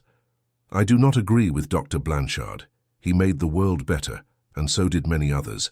But trying to live up to this involves constantly anticipating the consequences of one's actions, choosing those most likely to be fruitful, and controlling impulses. Curiously, many people think that acting on impulses is a prerequisite for happiness. I agree that impulse must be present, and the stronger, the better, as long as it is under control. But seeking happiness with blind faith in one's own impulses carries a high risk of ending up in hippie thinking, drug use, and the gutter. Distinguished Professor Jai L. wrote, "The most important thing I have learned is the necessity of being reasonable. The person who has the least to regret, who does the most for their community, whose judgment carries the most weight, and in whom others have the most trust, is the firm and sensible person." I am not talking about the intellectual, often boring and impractical, but about the person who, in matters of belief and action, adopts the following principle: adjust your belief or decision to the evidence. He concluded his short essay on happiness by writing, "There is no single sense of life, and no life has the same value. The richness of a life does not depend on the amount of happiness one achieves, but on discovering who one is, that is, the unique combination of each person's faculties, and then discovering through experimentation and reflection which life path will best satisfy these faculties in the most complete way. You will never receive better advice." I agree with Scott Palmer that Sterling Emeritus Professor Brand Blanchard, at 93 years old, most of which were devoted to studying, teaching, and observing humanity, knows what he is talking about. To me, wisdom is another word for integrity, linked to truth and based on evidence. I particularly appreciated how he concluded his essay on happiness, especially what he said about each person's faculties. What are yours? There must be something, probably several things, that you can do very well, that you enjoy a lot, and that will automatically provide the greatest service to others. You are ready to discover through experimentation and reflection which life path will best fulfill these faculties in the most complete way. This means being honest with yourself. That is integrity, that is wisdom, that is reason. Being sincere with ourselves means taking responsibility for making the most of what we have, and we have a lot, the vast wealth of our minds, our abilities, talents, and time. Investing this wealth will determine our gains in all aspects of life. Our minds, abilities, talents, and time will always accompany us wherever we go and represent our value. This is what makes humanity autonomous, although most people are unaware of it. They remind me of the horse and the elephant. unaware of their own strength and easily tamed. In the same way, millions of human beings live in small prisons they have created themselves, unaware of their capacity to be free to do what they truly want, and thus reap a harvest beyond their imagination. But they are slaves to their ignorance and follow others like ants. How have they invested their inner wealth? They probably don't know, as with all forms of wealth. It is up to us to decide how to use it. We can squander it until it disappears, or we can invest it wisely and receive a plentiful reward that will amply provide for our families for the rest of our lives. Only we can sabotage the wealth of our minds, talents, abilities, and time. A choice must be made, and this is where integrity comes into play, by making the best use of what has been given to us. It seems simple. Truth is always simple. By properly investing our wealth, we rise above the competition. We no longer merely compete, we now create. You now understand something that the vast majority have never known, and here are the foundations on which all great life stories have been built, in all fields. So invest in a yellow notebook and a few pens and start taking notes on how to make the most of what you have. Here are some premises for success. Success has nothing to do with the size of the brain. The largest brain ever recorded belonged to a fool, and the smallest belonged to Anatole France, who won the Nobel Prize in Literature in 1921. Some of the greatest people in the world in all fields are or were short, bald, and corpulent, while others are tall and slim. Some received splendid educations, while others received little or none. The person destined for greatness is the one who decides for themselves to go all in. All truly successful people have one thing in common. They consciously or unconsciously follow the law of cause and effect and are honest with themselves. Although most people agree with the principle of integrity, in reality, it doesn't matter much to them. For the vast majority, it is often a matter of convenience. If they find it advantageous to be honest, they will be, and if they find it advantageous to nuance the truth, they will do so. They tend to live for short-term, even instant gratification. They do not see success as a long-term program and ignore what I like to call the infallible boomerang. Whenever a person engages in dishonesty, whether it's stealing a few fruits or stealing $10,000, they launch the boomerang. The same goes for manipulating the truth. No one can predict how far the boomerang will go or what the extent of its curve will be, only time will tell, but in the end, it will inevitably return to deliver a certain and painful blow. Honesty and integrity can be a good investment. In fact, Mirabel wrote that if honesty did not exist, we would need to invent it as the best way to become wealthy, and that is entirely true. All we need to do in each circumstance is to ask ourselves, is it true? Is it honest? Is it the best thing I can do? And if it is, we can proceed with the happy certainty that we have set in motion the right cause, knowing that the results will not jeopardize our only chance for real success, and winning over the people we serve is to help them improve their standard of living. But if we settle for giving less than our best, in reality, we are working against ourselves. The average worker in our society works about 40 hours a week, leaving them 128 hours per week to do as they please. Never before in human history have we had so much free time. 128 hours, which is more than 3 times the amount of time we spend working. What is all this time worth? We need to sleep, relax, and rest. But we need those 128 hours for that. Our worst enemy has never changed names. It is ignorance. The greatest of all delusions is to believe that we can receive more than we deserve. Sooner or later, we will have to account for our actions. Every day, for better or worse, we launch the boomerang. In summary, what do we mean by integrity? It means giving our best in everything we do. It means being honest with ourselves and with others. It gives a sense of justice to our free time. Our rest is legitimately earned. It means having the willingness to keep an open mind, to seek the truth everywhere, to verify things for ourselves, to be critical of what we hear, and to form our own judgments. It is knowing that there are always better ways to do things. It is realizing that the person who does not read is no better than an illiterate person, and that one who does not cultivate themselves as a human being is no better than someone who cannot do so. It is discovering that the greatest joy one can experience is the joy of accomplishment. We know that we will progress toward our goals simply because we will become remarkable individuals. We will not go unnoticed, for the person with integrity is always needed in any endeavor. We must always be integral if we want to reap an abundant harvest. Remember that your life is like a fertile field and will only yield what you plant. What do you have to sow? You have great wealth, your mind, many untapped skills and talents, and time that cannot be saved or retained. Make the most of all this. It is never too late to use truth as a guide and integrity as a life principle. Thus your field will reward you and your loved ones abundantly. And if you go through days where you feel depressed or confused, remember this comment from Dimbrix. Do your work and make an extra effort, the one that makes it all worthwhile. Know that you will suffer and hesitate, but despite everything, do your work. Put your heart into it, and the sky will clear. From your own breath and hesitation will arise the supreme joy of life, Chapter 7 of the Pyramid. There have been various studies on the factors that motivate people to live as they do. In this text, we have already covered enough ground to establish the fact that individuals are responsible for their lives, barring an act of God or government that would change things permanently or temporarily.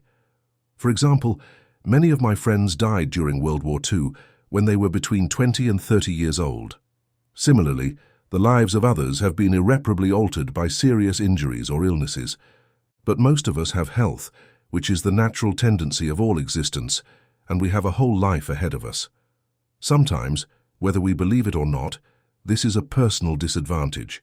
For often, it is the physically disabled who demonstrate the unlimited possibilities for those willing to achieve their goals, while the healthiest individuals often choose the path of least resistance.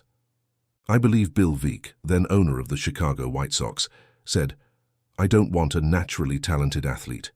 I want a guy who has traveled the hard road." It is those in this world who are willing to take that path who achieve greatness. Now let's look at some facts of life. Only 5% of people achieve extraordinary success during their lifetime. I'm talking about individuals who have higher incomes, live in more upscale neighborhoods, own larger homes, have better education, enjoy the good things in life, contribute significantly to their communities, often speak more refined English, and send their children to better schools. There are always exceptions to every rule, and there are many in this 5% group. I know a man who runs one of the largest and most well-known companies in the United States and struggles to string together 10 words in the correct order without mutilating the English language. If it were a crime, he would be sentenced to death. Yet he owns mansions, yachts, private jets, and much more. One might wonder why this man, who only completed the 6th grade and seems to have no interest in furthering his education, has achieved such spectacular financial success. The answer is simple. He knows how to serve people. The organization he leads serves millions of people every day. He has worked hard all his life to build it, and he has succeeded very well. That's why he can buy $3 million yachts and pay for them in cash. And when he needs to go somewhere in a hurry, his Gulf Dream 3 jet is ready to take off. Most of the people in this 5% category fit the description above. Many of them are not rich in the way our billionaire friend is, but their incomes place them in the top 5% of American earners. They tend to enjoy life a lot, often play golf or tennis better than most people, and love their lifestyle. In the United States, most babies are born into this top 5% category, according to the statistics we've discussed. The chances that they do not belong to this group are 95 to 5. Like most children, they will quickly take their environment for granted. Suppose it's a boy, but this applies equally to a girl. So, I won't need to say he or she throughout this interesting example. As he grows up, he accepts his world or environment as it is, without really thinking about it. His environment becomes a natural part of him, and everything around him has an influence. His language, that of his parents, relatives, and neighbors, becomes his own. In truth, what he learns at school will have little effect on him. That's why we hear adult men and women who have attended the American school system say things like, "No S" or "Where are you at?" Informal ways of saying no and "where are you" in English, which they did not learn in school, but which are the result of the language models in their environment. I know a lawyer who still says, "Where are you at?" The way a person speaks is an immediate clue to their education. The only reason mine is fairly good is that since I was young, I wanted to be a writer, and I was very interested in words. Words are the tools of the writer, and a good writer must have a decent inventory of them. I was the only person in our family with this inclination. Others had different interests, and education wasn't one of them. If the statistics were reversed, it would be wonderful. If 95% of people succeeded like the 5% do, the chances of a child being raised in a place with more resources and opportunities would be reversed. But that's not the case. So our typical young person thinks like those around him and takes this life for granted. Everyone he knows is in this group, his group, and unless he finds an unusual motivation along the way, he will naturally become an indistinguishable part of the collective, with goals, or lack of goals, that become his own. A nice house on a nice street, a stable job with good income, a good wife and good children. And so the story continues, running in slow motion throughout his life, except for the times when he plays sports or prepares for an appointment. In the United States, a country that continues to grow and is so prosperous that a person does not need to rush at full speed to meet average needs, just like the majority of people around the world. Moreover, they don't have to do it if they don't want to. No one told them otherwise. Imagine if it were his father who told him this at that moment. He would have drawn a pyramid with divisions. Here is the top 5% who live and work at the top, and here is what we call the great middle class in the United States, divided into two main groups, the upper middle class and the lower middle class. The United States has the largest middle class in the world. At the bottom, there are people who, for 1,000 perfectly valid reasons, need our help because they are struggling to get by. Many of them are too old or too sick to manage on their own. We have about 25 million functionally illiterate people. Thus, the young person would clearly see his options. He would know that thanks to God and our ancestors, he has the freedom to choose. He has the option, if he wants, to live and work in practically any layer of this pyramid. Then his father would have pointed out the rest. The higher you go, the better the view, the fresher the air, and the fewer the crowds. But climbing the pyramid takes a lot of effort. It is easier to settle for the lower levels because there's not much to learn. Now we live here at this level. It's not among the highest, but it's also not among the lowest. This is where I wanted to be. Your mother and I have been very happy here. Well, I hope you have an idea. Wouldn't it be wonderful if they taught us all this at 12 or 13 years old? Wouldn't it be great to see this pyramid and know that we have this option? This is for those who want to be in the top 5% and contains much of what we need to know to get there and stay there. It's also good to remember that, as with any destination on planet Earth, there are a million ways to reach this percentage. Any path matters, any vocation is suitable, as long as we do it correctly. One could become rich by picking up garbage, and many have already done so.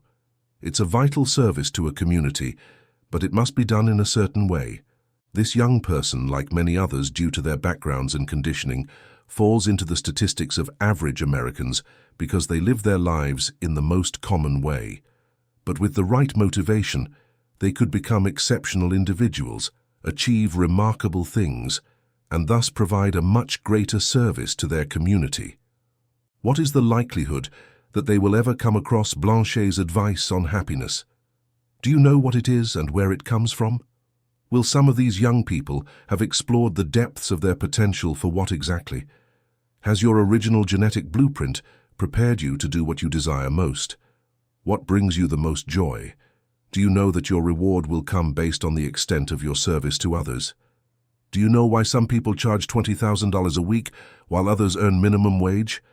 A famous American comedian made $12 million in 1986. Do you know why? It's because of the people he serves. There is also a banker in Los Angeles who makes about $40 million a year. You see, there is no limit to earnings. How much would you like to earn? How about $1,000 a week?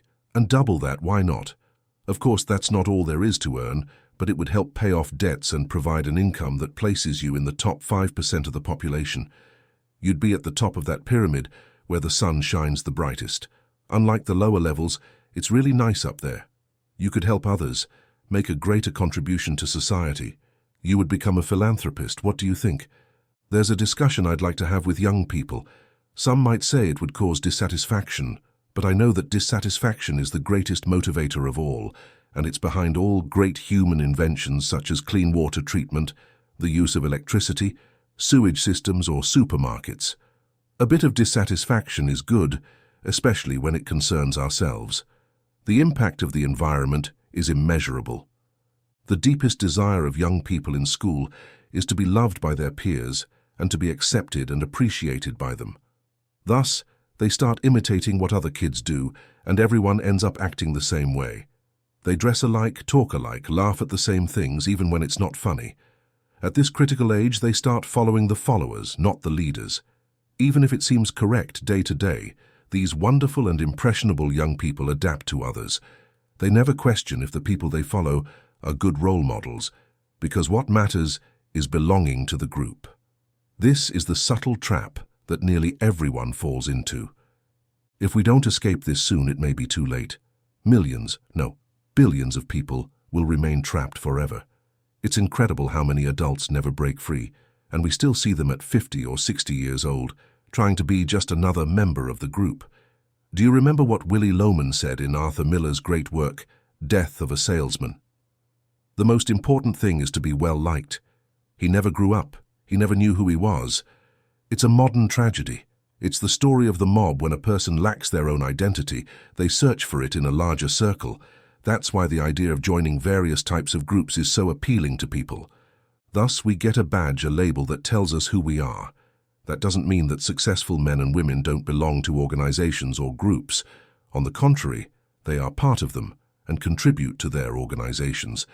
However, they don't need them to have an identity because they know very well who they are and what they are. Even if their organizations were to disappear, they would never feel lost. They would always have success and autonomy. In any case, successful people follow independent paths. That's the important point to remember. At some point in their lives, they detach from the crowd and follow their own path. It's acting as an adult and with intelligence when you take such a path. It is not necessarily about being alone, but about joining a much smaller group of people with similar ideas. We cannot place everyone in that top 5%. The ancient Romans had their circus. Modern man, through audio-visual entertainment, far surpasses the old Roman circus, and all this without even having to leave the comfort of home. Indeed, there are many wonderful things in audiovisual entertainment, and an eclectic approach, choosing what truly interests us, is commendable in this regard. However, millions of families are hooked all day, seemingly hypnotized by these entertainments.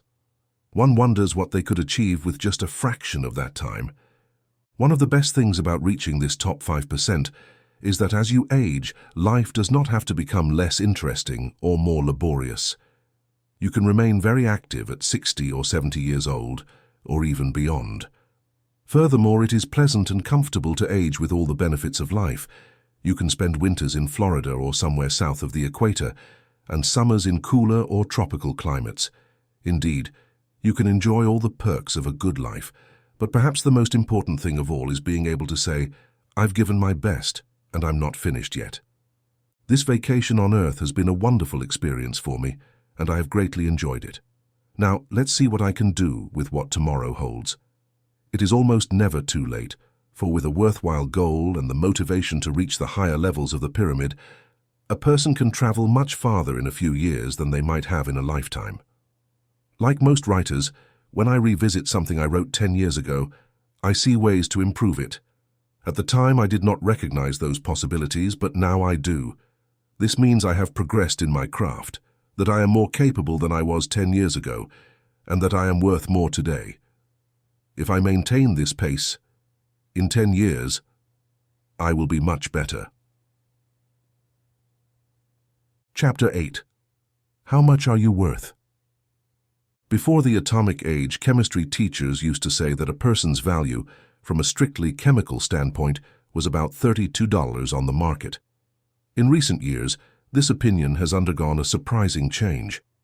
Now scientists estimate that if one could harness the electronic energy of the hydrogen atoms in your body, it could power all the electrical needs of a large, highly industrialized country for nearly a week. A scientist from DuPont claimed that the atoms in your body contain a potential energy of more than 11 million kilowatt-hours per pound. According to this estimate, an average person would be worth about $85 billion. Moreover, the electrons in the atoms of your body are not merely particles of matter, but waves of living energy. These waves propagate in light patterns and sing as they move. If you had the right audio equipment, you could hear a great flow merging with the waves of neighboring atoms. They not only sing but also shine. If you stood before an infrared camera in a completely dark room, the screen would show you from head to toe as a radiant body. In summary, you are much more than what is seen at first glance. Adding to all this the fact that mechanically reproducing your mind would cost billions of dollars, you begin to see yourself for what you truly are, an astonishing creature of infinite value. Not only are you valuable as a human being, but you also differ from any other individual who has ever lived or will ever live. You are unique. Now, in exchange for what do you sell all this? All human beings are priceless, but the tangible and intangible rewards they receive from life vary greatly. The purpose of this message is to help you decide what you are worth as a human being in today's society and what you aim to be worth, let's say, in 5 years. In the final analysis, each person is a business in themselves, building their own life. That's why I want you to think of yourself as a business or a corporation. You are the president of this business and responsible for its success or failure. Your family members are the shareholders of this business, and it is your duty to do everything possible to increase the value of their shares over the years. Your family has shown faith in you, and you must prove that this faith is justified. The operations of a business, although numerous and quite complex, can be reduced to 4 basic functions: finance, production, sales, and research. Without adequate funding, there will be no production. Without production, there will be nothing to sell. Without sales, production must stop. Without research, the business cannot stay current or ahead in our rapidly evolving era. If any of these 4 essential functions are neglected, the business is handicapped, and if they are ignored, it's preparing for corporate suicide. We will cover finance, the monetary aspect of all this, in another section. For now, let's focus on research, production, and sales. These are the head, hands, and legs of a business, so to speak. If one of these parts is cut off, the organization is severely damaged. How many businesses and brands that were once great have completely disappeared from the economic world? How many names that were once global leaders in their fields are now only memories? Unfortunately, they failed to maintain a balance between these 4 crucial functions. And what about research for a business? It can be said that research exists to improve 2 areas, the present and the future. In other words, a business's research should focus on ways to improve its current services, production, and sales. Likewise, it should address ways to develop new services as well as new methods of production and marketing. But while this research is ongoing, current production and sales must continue at a high level. In summary, your business must consider 2 factors, the present and the future. How you address these challenges will determine its current profitability and future growth, as all businesses are concerned with growth, even when they seem to be thriving at present. There is a law that operates in both businesses and individuals. Nothing is static in this world, nothing is static in the entire universe. Recall Newton's law. A body in motion tends to stay in motion until an external force acts upon it. A growing business tends to continue growing. In other words, if things are going well, they tend to get even better. Conversely, a business that is declining or contracting tends to continue declining or contracting until an external force acts upon it. All responsible managers know that if a business is not growing, it is showing early signs of decline. You must realize that this same law also applies to you. Now let's consider the next 10 or 30 years for a moment. But before that, remember that just 10 years ago, if someone had predicted that we would live in the world we have today, they would have been ridiculed. I'm talking about our entire base industrial technology up to the most ostentatious luxuries. We have reached a point in the expansion of human knowledge where our progress is no longer just dynamic, but becoming explosive. It is very likely that any prediction will be ultra-conservative, but let's look at what experts are saying for the next 10 years. The majority of spending in highly developed countries will be devoted to products and services that far exceed basic needs, such as clothing, housing, transportation, and healthcare. Imagine that most spending will be on goods beyond essential needs. This would be the first time in human history. It is estimated that the consumer market will grow by 50% or more in the next generation, a staggering increase that will reach hundreds of billions of dollars over the next 30 years. For every existing building, a new one will need to be constructed. And what about the future of our economy, specifically research and development? Today, more money is spent on investment and development in a single year than in the last 150 years combined. Think for a moment about what this means for you and your business. It means that your future is bright and full of unlimited possibilities. The intelligence of our society is continually increasing. Advancements in education have been remarkable over the past 30 years and will be astonishing over the next 30 years. Today's consumers are more educated, and if we want to meet their demands and sell them our products, we must be more clever as well. The market of the next 10 years will be characterized by its diversity. It will be driven by preferences rather than needs. There will be a significant increase in the quality and quantity of options available to consumers. There are many signs of a growing interest in life's pleasures. Currently, millions of adults are pursuing study programs outside of work hours, and this number increases by millions every year. This is just a glimpse of what is happening around us and what it will look like in the next 10 or 30 years. Now each of us, as the president of our own company, will decide what to do about this. We can grow with it or regress. There is no other option, even if we wanted to. But it gives us the opportunity to reflect. Ask yourself how much you are worth as a business. If I were someone else, I would invest in my project. A business that grows at a rate of 10% per year will double in size in about 8 years. How much attention do you give to the production of your business? Of course, you can do it. In fact, according to expert calculations, a person can increase their efficiency by 51% in no more than 30 days. Our records are full of reports of people who have exceeded their previous performances in almost unbelievable ways. Managers and producers have multiplied their efficiency. Students have moved from failures to excellent grades. Merchants have discovered that they can sell much more in a single month than they had sold in an entire year. Think about it for a moment. Being 12 times more effective means going back to the law of cause and effect, being 12 times more useful, which guarantees a reward 12 times greater. Remember, if we do twice as much, we should receive twice as much, and nothing on earth can stop us. Whether it's triple or quadruple, you and I know it, everyone should know it. But remember that 95% of people are unaware of this. Think of the advantage this gives us. It's not that we want to take advantage of anyone, but it firmly demonstrates the truth of the proverb, knowledge is power. You would be surprised at the large number of people who stop learning once their formal education is complete. Aside from business manuals and similar literature, they read very little or nothing truly valuable. But continuing education is vital if we want to stay in the game. There is so much to learn, and our school curriculum barely touches on a fraction of it. One of the most important subjects is getting along well with people. It is only through human relationships that we can grow and succeed. Unfortunately, this subject is not taught in basic education. The great ideas we discuss in this text are rarely taught at home and almost never at school.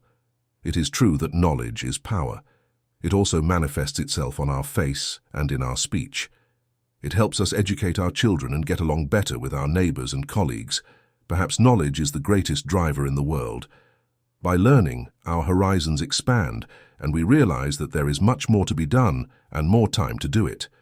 We must abandon the false idea of retiring at 65, because as long as we can learn and grow, we don't need to stop. Over time, we become more efficient. Tomorrow is a new day. Time is a great equalizer. You have no more or less than anyone else on earth right now. Think about how you could increase your efficiency, boost your production, and thereby increase your rewards. Remember that each day gives you a new page to write the story of your life. Forget the past. Don't worry about the opportunities you've missed. Instead, ask yourself, how you can make the most of today. As you well know, at some point, our days will run out. If we waste an hour each day, that amounts to 250 hours a year where our business is doing nothing, and we gain nothing that way. How much is your time worth per hour? Multiply it by 250, and you'll see what you're wasting. Whether your employer pays you for that lost hour or not doesn't matter, because life won't pay you for it. Learn to make the most of every minute of your life. Be happy now. Don't wait for something to make you happy in the future. As my good friend Wally Famous Amos says, happiness is a confidential job. Think about the true value of the time you have, whether at work or with your family. Every minute should be appreciated and savored. In reality, a human life is just a collection of minutes, hours, and days, which are like building materials. It is strictly up to us to determine the type and size of the structure we will build. A person has a huge advantage, even compared to the largest company. Think of any major multinational. It cannot double its production or sales in a single day. Of course, they would love to do so, but their growth must be gradual and constant due to the complexity of operating such a large organization. In contrast, a person can double, triple, or quadruple their efficiency in a single month or less. How have you managed the 4 vital functions of your business? Finances, research, production, and sales. How much time and effort do you dedicate to them? They can be improved. Regarding sales, they are not limited to trading a product or service, but also include how we present ourselves to everyone we come into contact with and how we interact with all our social circles. If we are committed to selling, how can we reach more people each day? 1 additional interaction per day amounts to 250 interactions per year. How many extra sales could you make with 250 more interactions? In 5 years, that's 1,250 calls you wouldn't have made otherwise. That's the difference between being average or above average and between being good and excellent. Adopting this new approach will bring peace to our minds, security to our future, and elevate us as human beings. Thus, we can work towards achieving full maturity. With this attitude toward life, we need not worry about the results for a single moment. Tomorrow we will begin to succeed and enjoy abundance for the rest of our days. Chapter 9. Let's talk about money. Men and women have been concerned with money since the first coin was minted in Asia Minor around 700 BC. One might say that money is like good health in the sense that we worry about it when we don't have it. The purpose of this message is to get to the heart of the matter and clarify everything regarding money. And while you might already know most of what I'm going to say, I believe it is important that we remember exactly what money is, how much is sufficient, and how to earn the amount we need to live as we want now and in the years to come.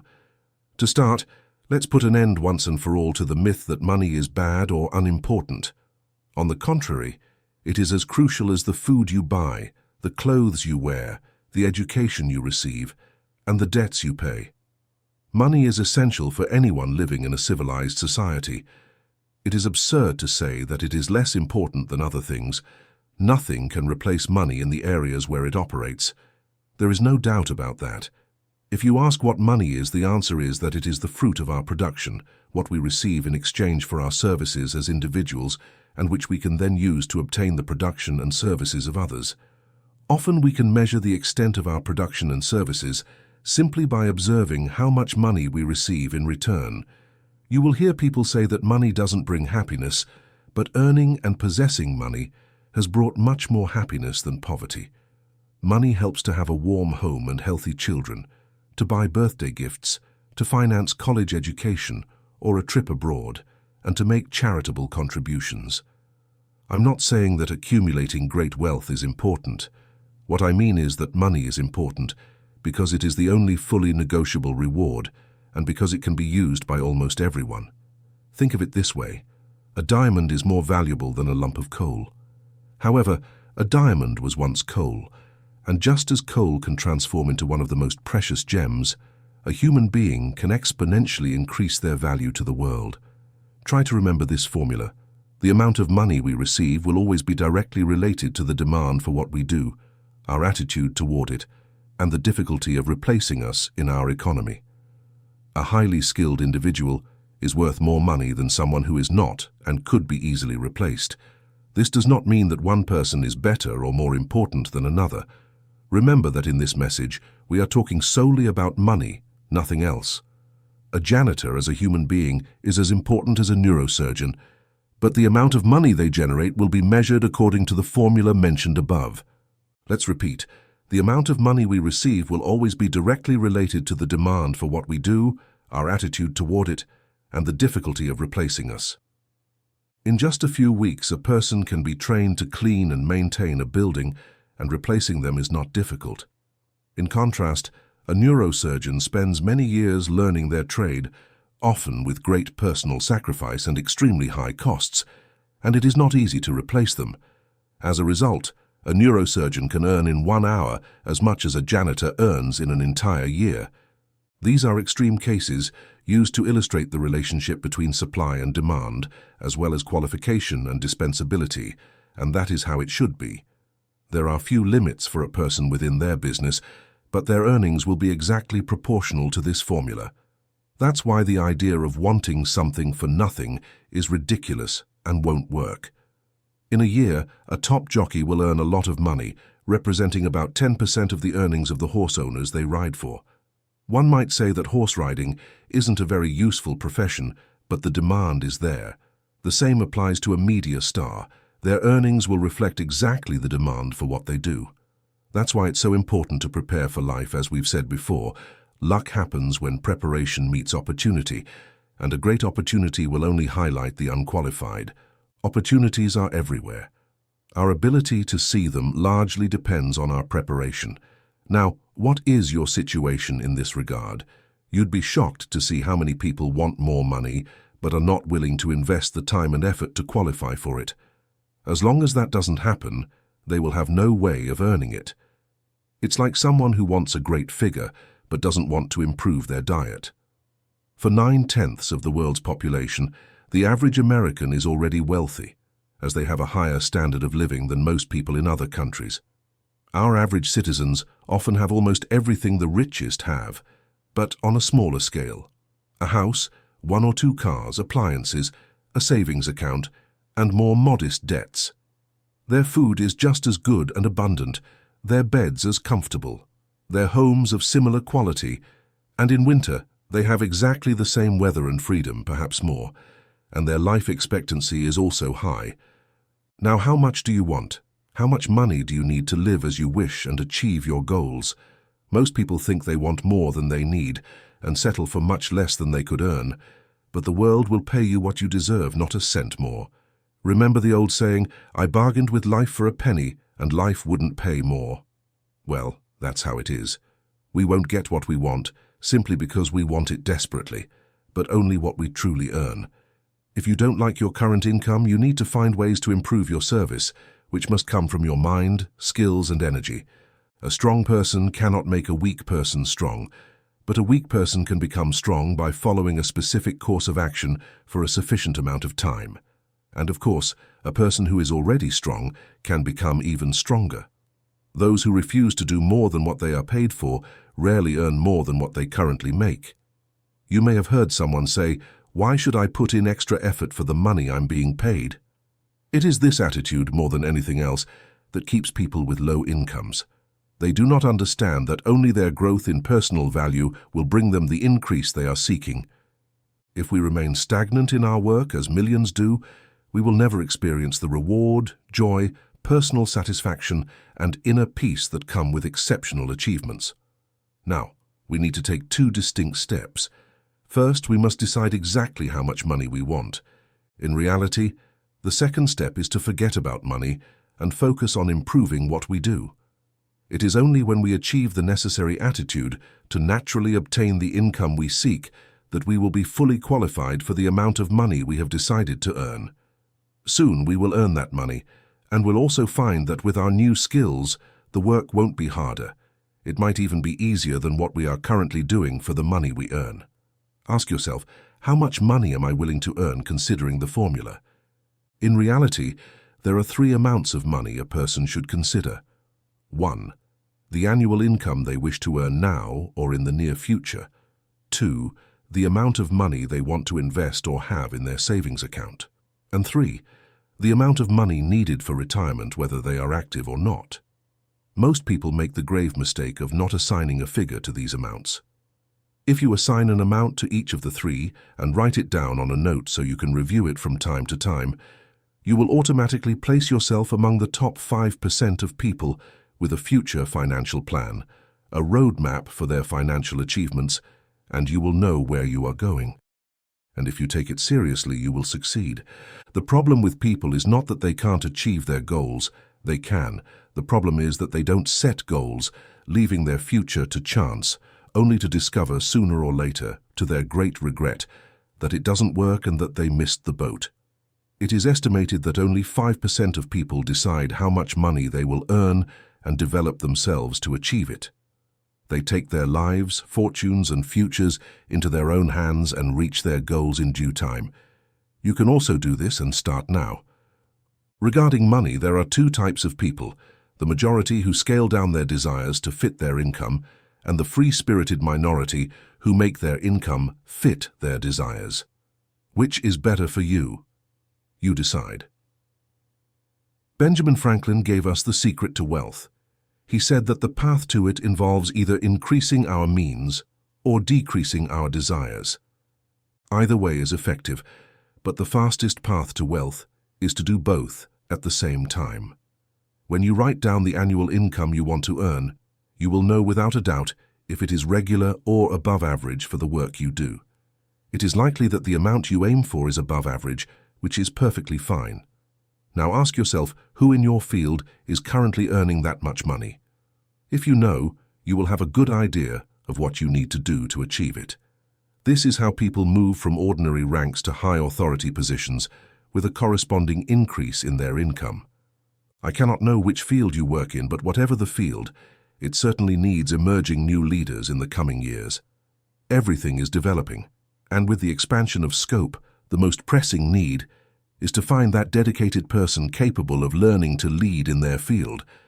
Some of the highest national leaders were once accountants, couriers, struggling lawyers, traveling salesmen, store clerks, crane operators, stenographers, and mechanics. It's hard to think of a position where someone hasn't reached the top. Understand what I am about to say, and you will get what you want. It's not the job, it's the person. What matters is not your current circumstances, but those you are determined to reach. The only limit to your income is you and the amount you decide to earn. It is likely that this can be achieved in your current job, in the industry or profession where you have already started and have a place. If not, you can find it elsewhere. What you need is a plan, a roadmap, and the courage to continue towards your destiny, knowing that there will be challenges and setbacks. However, nothing in the world can stop the progress of a plan supported by persistence and determination. Look at your note with the three amounts written down. By setting a financial goal, you show faith in your future. You will begin to be seen as lucky by others. You will start to have good ideas, become much more interested in everything related to your work, see opportunities you had never perceived before, and worry less about how others do their work, and more about how you do yours. In fact, soon you will discover that you are no longer the same, and with your example, you will inspire others to improve. Have faith in achieving your goals. The answers you desire will come in their own time. Keep striving, and above all, realize that money cannot be sought directly, for like happiness, it is an effect, the result of a cause, and the cause is valuable service. Keep money in its place. It is a servant and nothing more. It is a tool with which we and our loved ones can live more comfortably and is the means for a happy retirement without major worries. Money is necessary in modern life, but it should be kept in its place to enjoy good health. We don't need an excessive amount of food to live safely and comfortably. Only a decent income is necessary. Putting too much emphasis on money reverses the perspective. You become the servant and money becomes the master. As someone once said, it is good to have money and the things it can buy, but it is also good to make sure you haven't lost the things money cannot buy. Everyone should know happiness and prosperity. These things can and should be yours. Firmly set your plans and then relax, stay calm, and be as serene as possible, because you don't need to worry right now. You might not have any idea how the extra income you seek will come, how you will save the amounts you desire, or how to organize your money for retirement. But don't worry, remember that what's important is knowing what you want. If you know that, you will become what you think. Be realistic about your financial goals because as you achieve them, you can set higher goals. If you try to reach too far while just starting out, you risk creating confusion, tension, and worry. It's better to grow with caution and common sense. Emphasize that the most important thing is to know what you want. Realize that your rewards will be proportional to your service and be able to find ways to become the person who is worth the amount of money you have set. A person may be worth more than what they are currently receiving for a time, but eventually the two will align. In fact, if a person is not worth more than what they are receiving, they will not be able to progress. It all comes down to the great law that governs everything in the universe, cause and effect. The cause must precede the effect, otherwise the effect cannot occur. That's why people who try to get something for nothing are deceiving themselves and sowing a frustration that they will one day reap. You can have what you want, you just need to decide. Chapter 10. One thing that cannot be hidden. I'm sure you'll agree with me that we acquire the skills to live successfully through knowledge. Knowledge is power, and it can be accessible to everyone.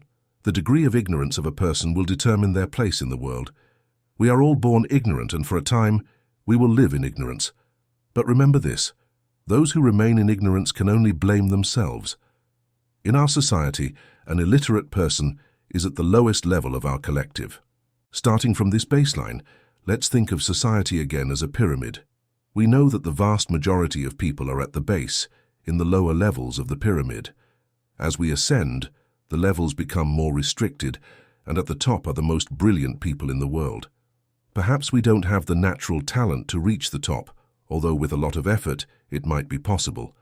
But what is within our control is deciding which part of the pyramid between the base and the top we want to belong to, and we can certainly aim for the top 5% and live well there for the rest of our lives. It's not that we want to be above anyone else, but we have the desire and common sense not to settle for less and to live to the best of our abilities. Remember, the higher you climb in a pyramid, the further you can see the air is fresher and it's less crowded. Another gratifying aspect is that as we climb, we help the majority of those around us to rise as well. One of the most important ladders to the top is knowledge. The more we know, the higher we will reach. But where to start? No one can know everything.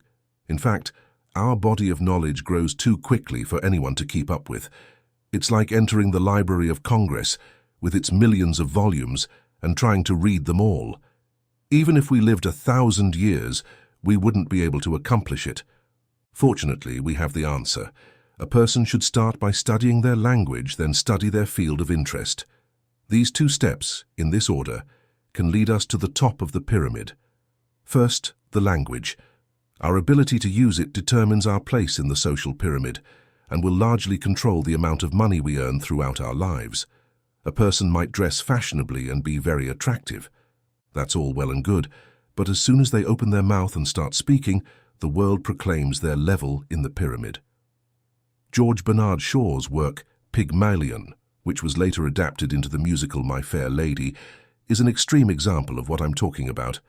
How we use our language is the one thing we cannot hide. A long time ago, a promotion from a major university regularly assessed its students' vocabulary. Over the next 20 years, questionnaires were sent to the graduates asking about their occupations, incomes, etc. Without exception, those who had achieved the highest scores on the vocabulary test had the highest incomes, while those with the lowest scores had more modest incomes.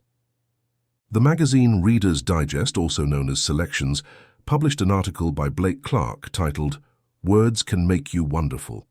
In this article, he mentioned tests conducted on over 350,000 people from various backgrounds, showing that a precise knowledge of the meaning of a large number of words accompanies exceptional success.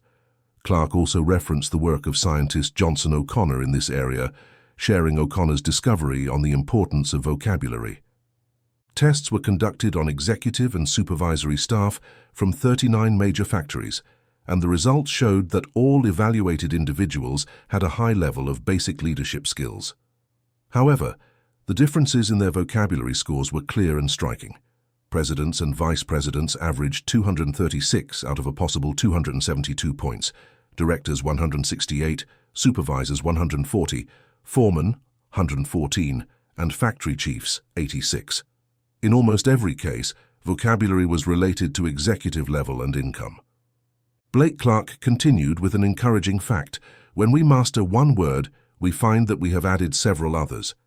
It's as if the new word is a core concept around which many related ideas orbit, that we can also understand if we decide to learn 10 new words, we'll likely learn about 90 more almost without realizing it.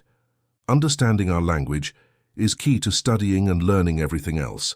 Children with a better vocabulary get better grades in school. Literally, millions of people are held back in life simply because they never took the time to learn their own language. Let's face it, from ancient times, the favored class has always been educated.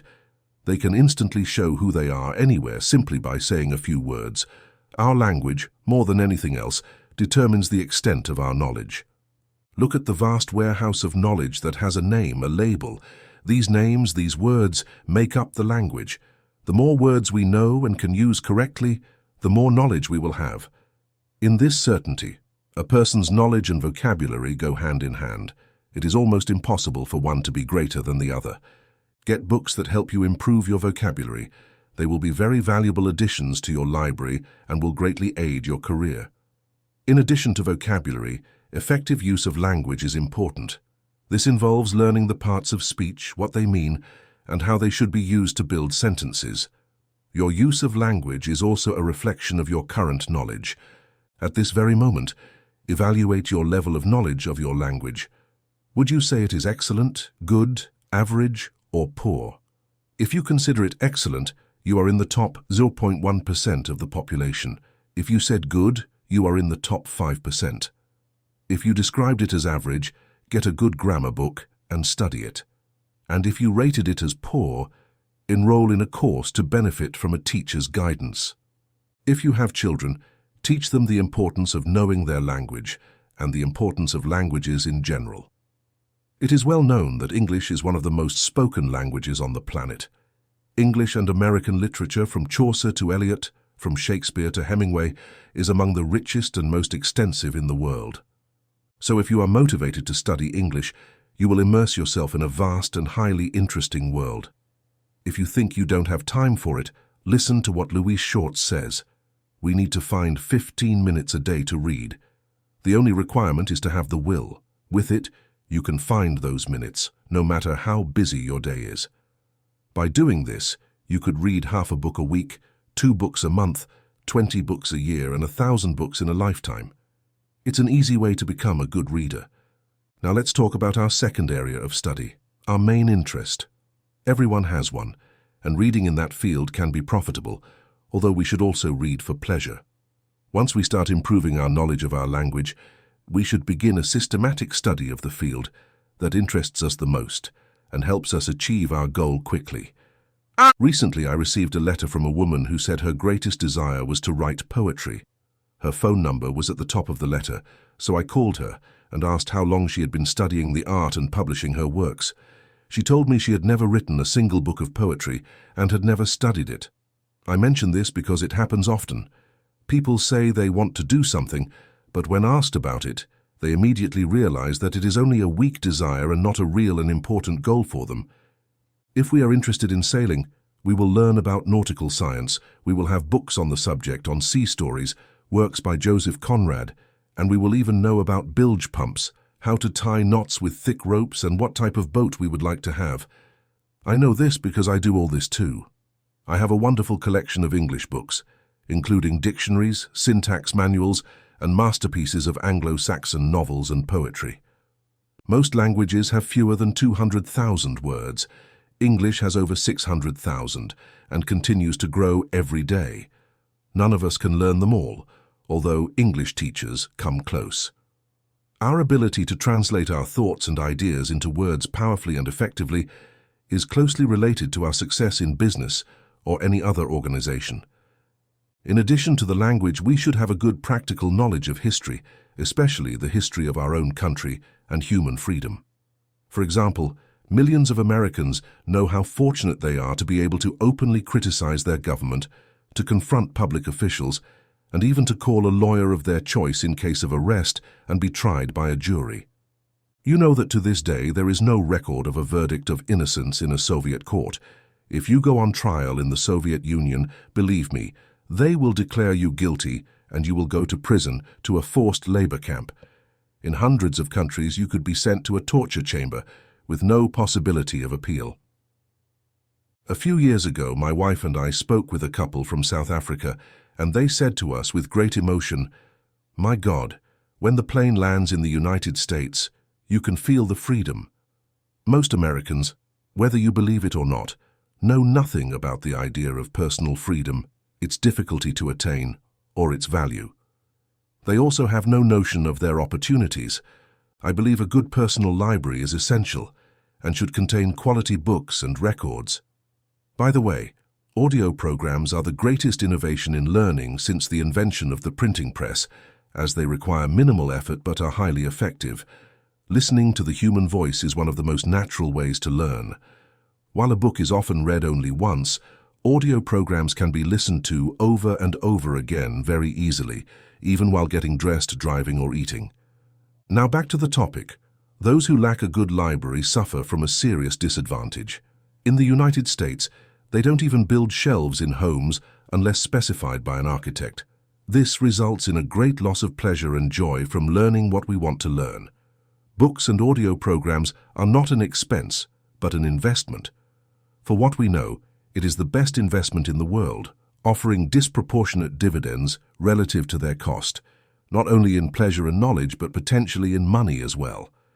As someone wrote, books extend our narrow present into a vast past, show us the mistakes of the men and women who came before us, and share recipes for success. If we can do something, books will help us do it better. Living without expanding our knowledge is like closing our eyes, not only to the purpose of life, but also to its facts. The world has never moved as quickly as it does today, and we must keep pace, grow, and thrive with it. Otherwise, we will be left behind, not only because the path of knowledge is the best way to achieve our goals, but also because it is a wonderful way to enjoy life, just as the skilled sailor often enjoys the sea. A person may live in shallow waters out of habit, or because their surroundings waste their time, not realizing that only a few reeds separate them from the deep, clear ocean beyond, where they could sail to any port if they take the time and effort to build a good boat. Allow me to make an observation. The person who knows where they are going and has set that goal will achieve their objectives regardless of their education. However, if education is necessary to reach their goal, they will obtain it. Nothing in the world can replace persistence and determination. However, I believe it is very important to succeed in all aspects of our lives, and receiving a good education is one of the most vital matters. What good is a great fortune if a person remains too ignorant to enjoy or manage it? To recap, knowledge is power. The more you know, the more power you can exert over your life and your future. Imagine human society as a pyramid, wide at the base and narrow at the top. Choose the level of the pyramid you want to reach and start climbing. Given the overwhelming amount of knowledge for any one person to absorb, where should one begin? Start with the language, then with your area of interest. These two subjects will help you grow as a person and keep your curiosity alive for the rest of your days. Remember that your language is the one thing you cannot hide except through silence.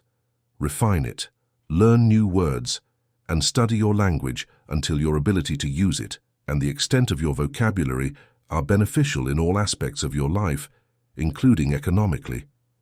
Dedicate at least 15 minutes a day to reading something that not only interests you, but also expands your mind.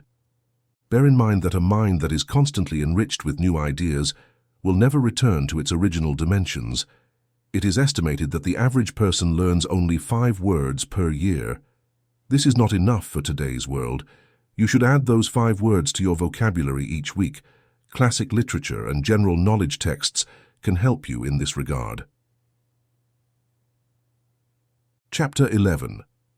The Greatest Adventure Today. We have defined success as the progressive realization of a worthwhile goal. The purpose of this chapter is to discuss a wonderful way to achieve your goals one after another over the years. Sometimes a goal seems so distant and our progress so slow that we end up losing heart. At other times it seems like we will never reach our goal and are on the verge of falling back into old habits that, although comfortable now, will lead us nowhere. Well, there is a way to overcome this, used by many successful people in the world and advocated by great thinkers. It is to live each day successfully. A life is made up of days, weeks, months, and years.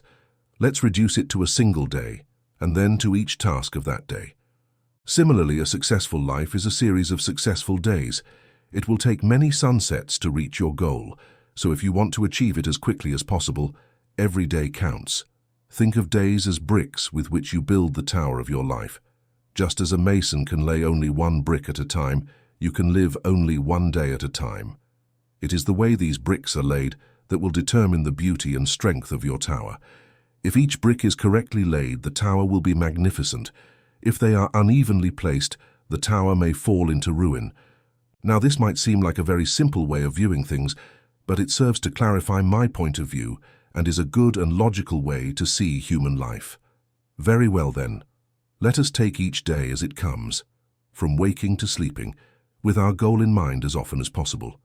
Each day consists of a series of tasks of all kinds, and to say that a day has been successful, most of these tasks must be accomplished. By showing all our capacity and what we are made of in this process, we can go to sleep knowing that we have done our best, that the day was a success, and that one more brick has been correctly placed. This is how one truly lives. Do everything you can each day without working too much or acting blindly, but simply trying to achieve the greatest number of things in the least amount of time. Do not try to do today's work tomorrow, let alone next week's. It is not about doing a huge number of tasks, but about the quality and efficiency of your actions. Gradually, you will increase the number of tasks and accomplish them much more efficiently. To develop the habit of success, simply apply it to the small tasks of each day. With a sufficient number of these, you'll achieve a week, a month, a year, and a whole life of success.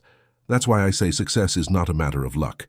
It can be predicted and guaranteed, and anyone can achieve it by following this plan. Looking back, you'll realize that success cannot be attributed to a single day, week, or month, but rather to the constant and relentless succession of well-used days. This is how you build a skyscraper, a house, or a human life. To move toward the place you've chosen, two things are necessary: not losing sight of your goal and continuing to grow in skill and efficiency. Don't become impatient or let yourself be distracted by daily trivialities that try to divert you. Ignore them and stay steadfast on your path. Focus on each task of the day, from morning to night, and accomplish each one with full commitment. If you complete all your tasks, or at least the vast majority of them, your life must be a success. There is no other outcome. It is inevitable. Men and women who advance with confidence are those who become too great for their jobs, who have a clear idea of what they want to be, and who are determined to achieve it. Remember that people become what they set out to be. You are too big for your current job. If the answer is clearly yes to you, it will generally be yes to others as well. Generally, promotions are not offered to people. They generate them themselves when they become too big for their profession and know exactly what they want to do and how much they want to earn. But how can we distinguish between important and less important tasks? Have you ever heard of the idea for which a man was paid $25,000? It is said that the president of a large steel company had an interview with a work efficiency expert named Ivy. Ivy was explaining to his future client how he could help him manage the company better when the president interjected, saying that at that moment he was not managing it well and wanted to learn more about good management. But Ivy told him that what he needed was not to know more, but to become more.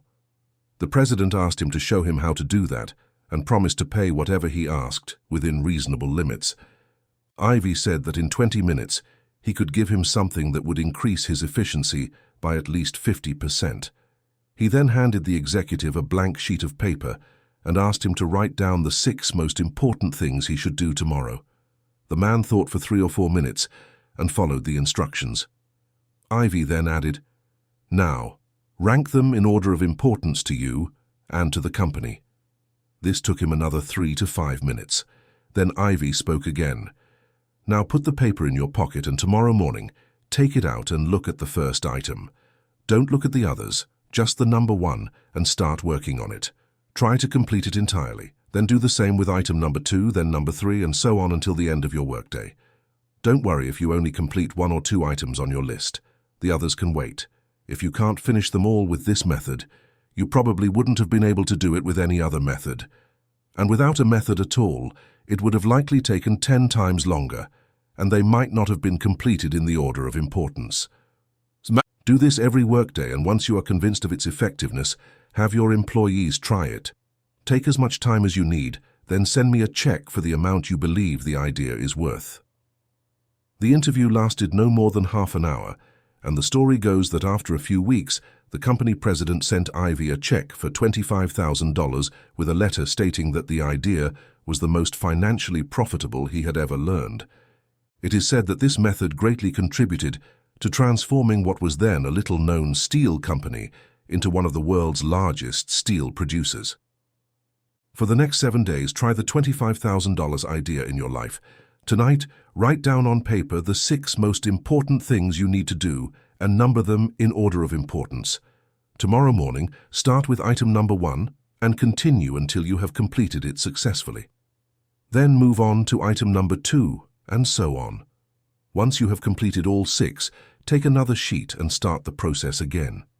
You will be surprised and delighted by the order it brings to your life, as well as the speed with which you can accomplish things based on their importance.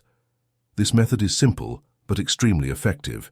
It will eliminate all confusion, and you will never run in circles without knowing what to do. From then on, when you use this method, remember that you must work each day to the best of your ability. Don't worry about tomorrow or what will happen at the end of the month. Take one day at a time to overcome every obstacle and solve every problem. This approach is logical and irrefutable, and it will always work. The reason for noting only the most important things is obvious. The value of completing each daily task is appreciated according to its relevance. If you accomplish many trivial things, it could even be a waste of time. So make sure you're doing tasks that advance you towards your goal. Often, high school and college freshmen are plagued by doubts about their ability to succeed in the coming years and to earn their degrees. This period seems almost like an eternity to them, and this thought often leads to a sort of fear of failure, even causing them to give up prematurely. It was the great Harvard University professor and psychologist William James who said that we should not allow students to worry too much about the success of their efforts. For if each day they give their best, the time will come when they will be among the competent people of their generation. This applies to all endeavors, from students to professionals. All we have to do is face life with courage, knowing that we only need to succeed today to secure our future. St. Edmund, Archbishop of Canterbury, was right when he said, "Work as if you were to live forever, but live as if you were to die tomorrow." Now try writing down the 6 most important things you need to do tomorrow. Rank them by importance. Do this with a sincere intention to accomplish them, and tomorrow morning, as soon as possible, tackle the first item until it is completed. If something forces you to postpone it, move on to number 2, but do the tasks in order, complete them as best you can, and avoid distractions for any reason. I have hung a large quote from Ernest Hemingway near my desk that says, "Write as well as you can, and finish what you start." Achieving extraordinary success is neither mysterious nor fantastical. It can be under our control and predictable. It simply requires doing what needs to be done every day. That's it. If you have a goal to work toward, there is no excuse not to succeed in your work, family life, or community. Remember that the entire universe operates according to the law of cause and effect. There are no exceptions. Nothing happens by accident. Just take care of the cause, and the effect will take care of itself. Good cause, good effect. No cause, no effect, and bad cause, bad effect. Living each day to the best of our abilities has an almost incredible cumulative effect for the good, for success, and for the things we want. Sometimes when we see a mason laying the bricks of a future building, the magnitude of the work to come can surprise us. But one day, almost without us noticing, thousands of bricks will be laid, all necessary to form and support the finished structure. Each day of our lives should be like this. Chapter 12. The Person on the White Horse. Every business and organization, from the smallest to the largest, needs a leader. They have their committees, their executives, and perhaps a very diverse group of semi-autonomous divisions. But the organization as a whole, as well as each of its divisions, must have strong and capable leadership. Contrary to popular belief, spirits do not rise in an organization. They filter down from the top. The attitude of people working in any organization will always reflect that of the leader, and this leader will always be a single person, the man or woman on the white horse. I am sure you know that even the largest and oldest companies with thousands of employees and hundreds of executives, when they face problems or do not perform as well as they should, look for a person and place them in the highest position of authority. The entire company, the administrative body, and perhaps the thousands of shareholders trust this person. The case of Chrysler Corporation and Lee Iacocca is a great example. Wherever we find a thriving and operational business, whether it's a gas station, a supermarket, a school club, a parent-teacher association, or a well-organized household, we will find an exceptional leader behind their success. This is the most valuable person in the society. In industry, they keep the wheels turning and keep the entire economy running. They are responsible for the growth of nations and their standing in the world. They are the employer of millions of people, the dreamer, the planner, and the one who works almost constantly. Even when they are not working, they are thinking and planning. During the Great Depression of the 1930s, the phrase entrepreneurs heard most often was, "I will do anything, just give me a job." Millions of people were unemployed, thousands of businesses had closed, and long lines of people were waiting for any kind of job outside employment offices. It was during this time in Long Beach, California, filled with thousands of people who had migrated there in search of work, that one of my friends made a very interesting discovery. He found that he could practically work wherever he wanted, as incredible as it might seem. One day, he realized that businesses of all types were just as eager to succeed as people were to find work. The owners and managers of these businesses were worried about the tough times shaking the country, and many were looking for someone to help them, someone who could solve their business problems. But all they heard were people asking for work, promising to do anything, asking for a salary from a company that was probably on the brink of bankruptcy. So in the windows of businesses across the country, signs appeared saying, "No help wanted." It was a form of negative advertising, keeping crowds away from the door, but also harming the business. Well, my friend decided to become part of the solution. His method was simple and worked very well. He chose the type of business where he thought he would like to work and where he could thrive. Then he spent a month discovering everything he could about that particular industry. He spoke with other people working in the same field, listened to their problems and what they thought was going wrong. He engaged in conversations for hours, investigating and asking questions about what they thought was needed. He went to the public library and undertook an in-depth study of the subject. Then he began to imagine ways to improve the business. When he felt ready, he finally contacted the company he had decided to work for. Instead of asking for a job, he told the head something like, "I believe I know several ways to greatly grow your business, and I would like to discuss them with you." He was selling the only thing on earth that could interest his potential client, the fact that he now had extensive knowledge of the industry. This allowed him to speak intelligently, adopt a positive attitude, and demonstrate his willingness to place the company on a solid foundation. And of course, he got the job. What he did first was to choose a specific field of work, meaning he specialized. Then he educated himself through self-learning.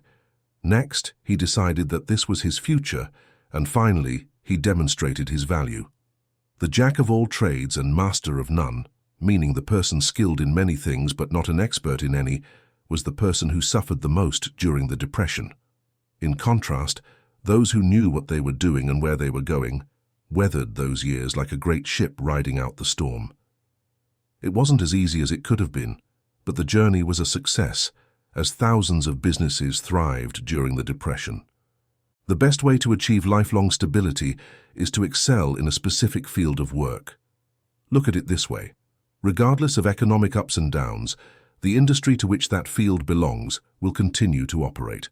And as long as you are among the top 5% in that sector, you will know that you will always have options, be valued, and be needed. The person who truly stands out in what they do holds the world in the palm of their hand.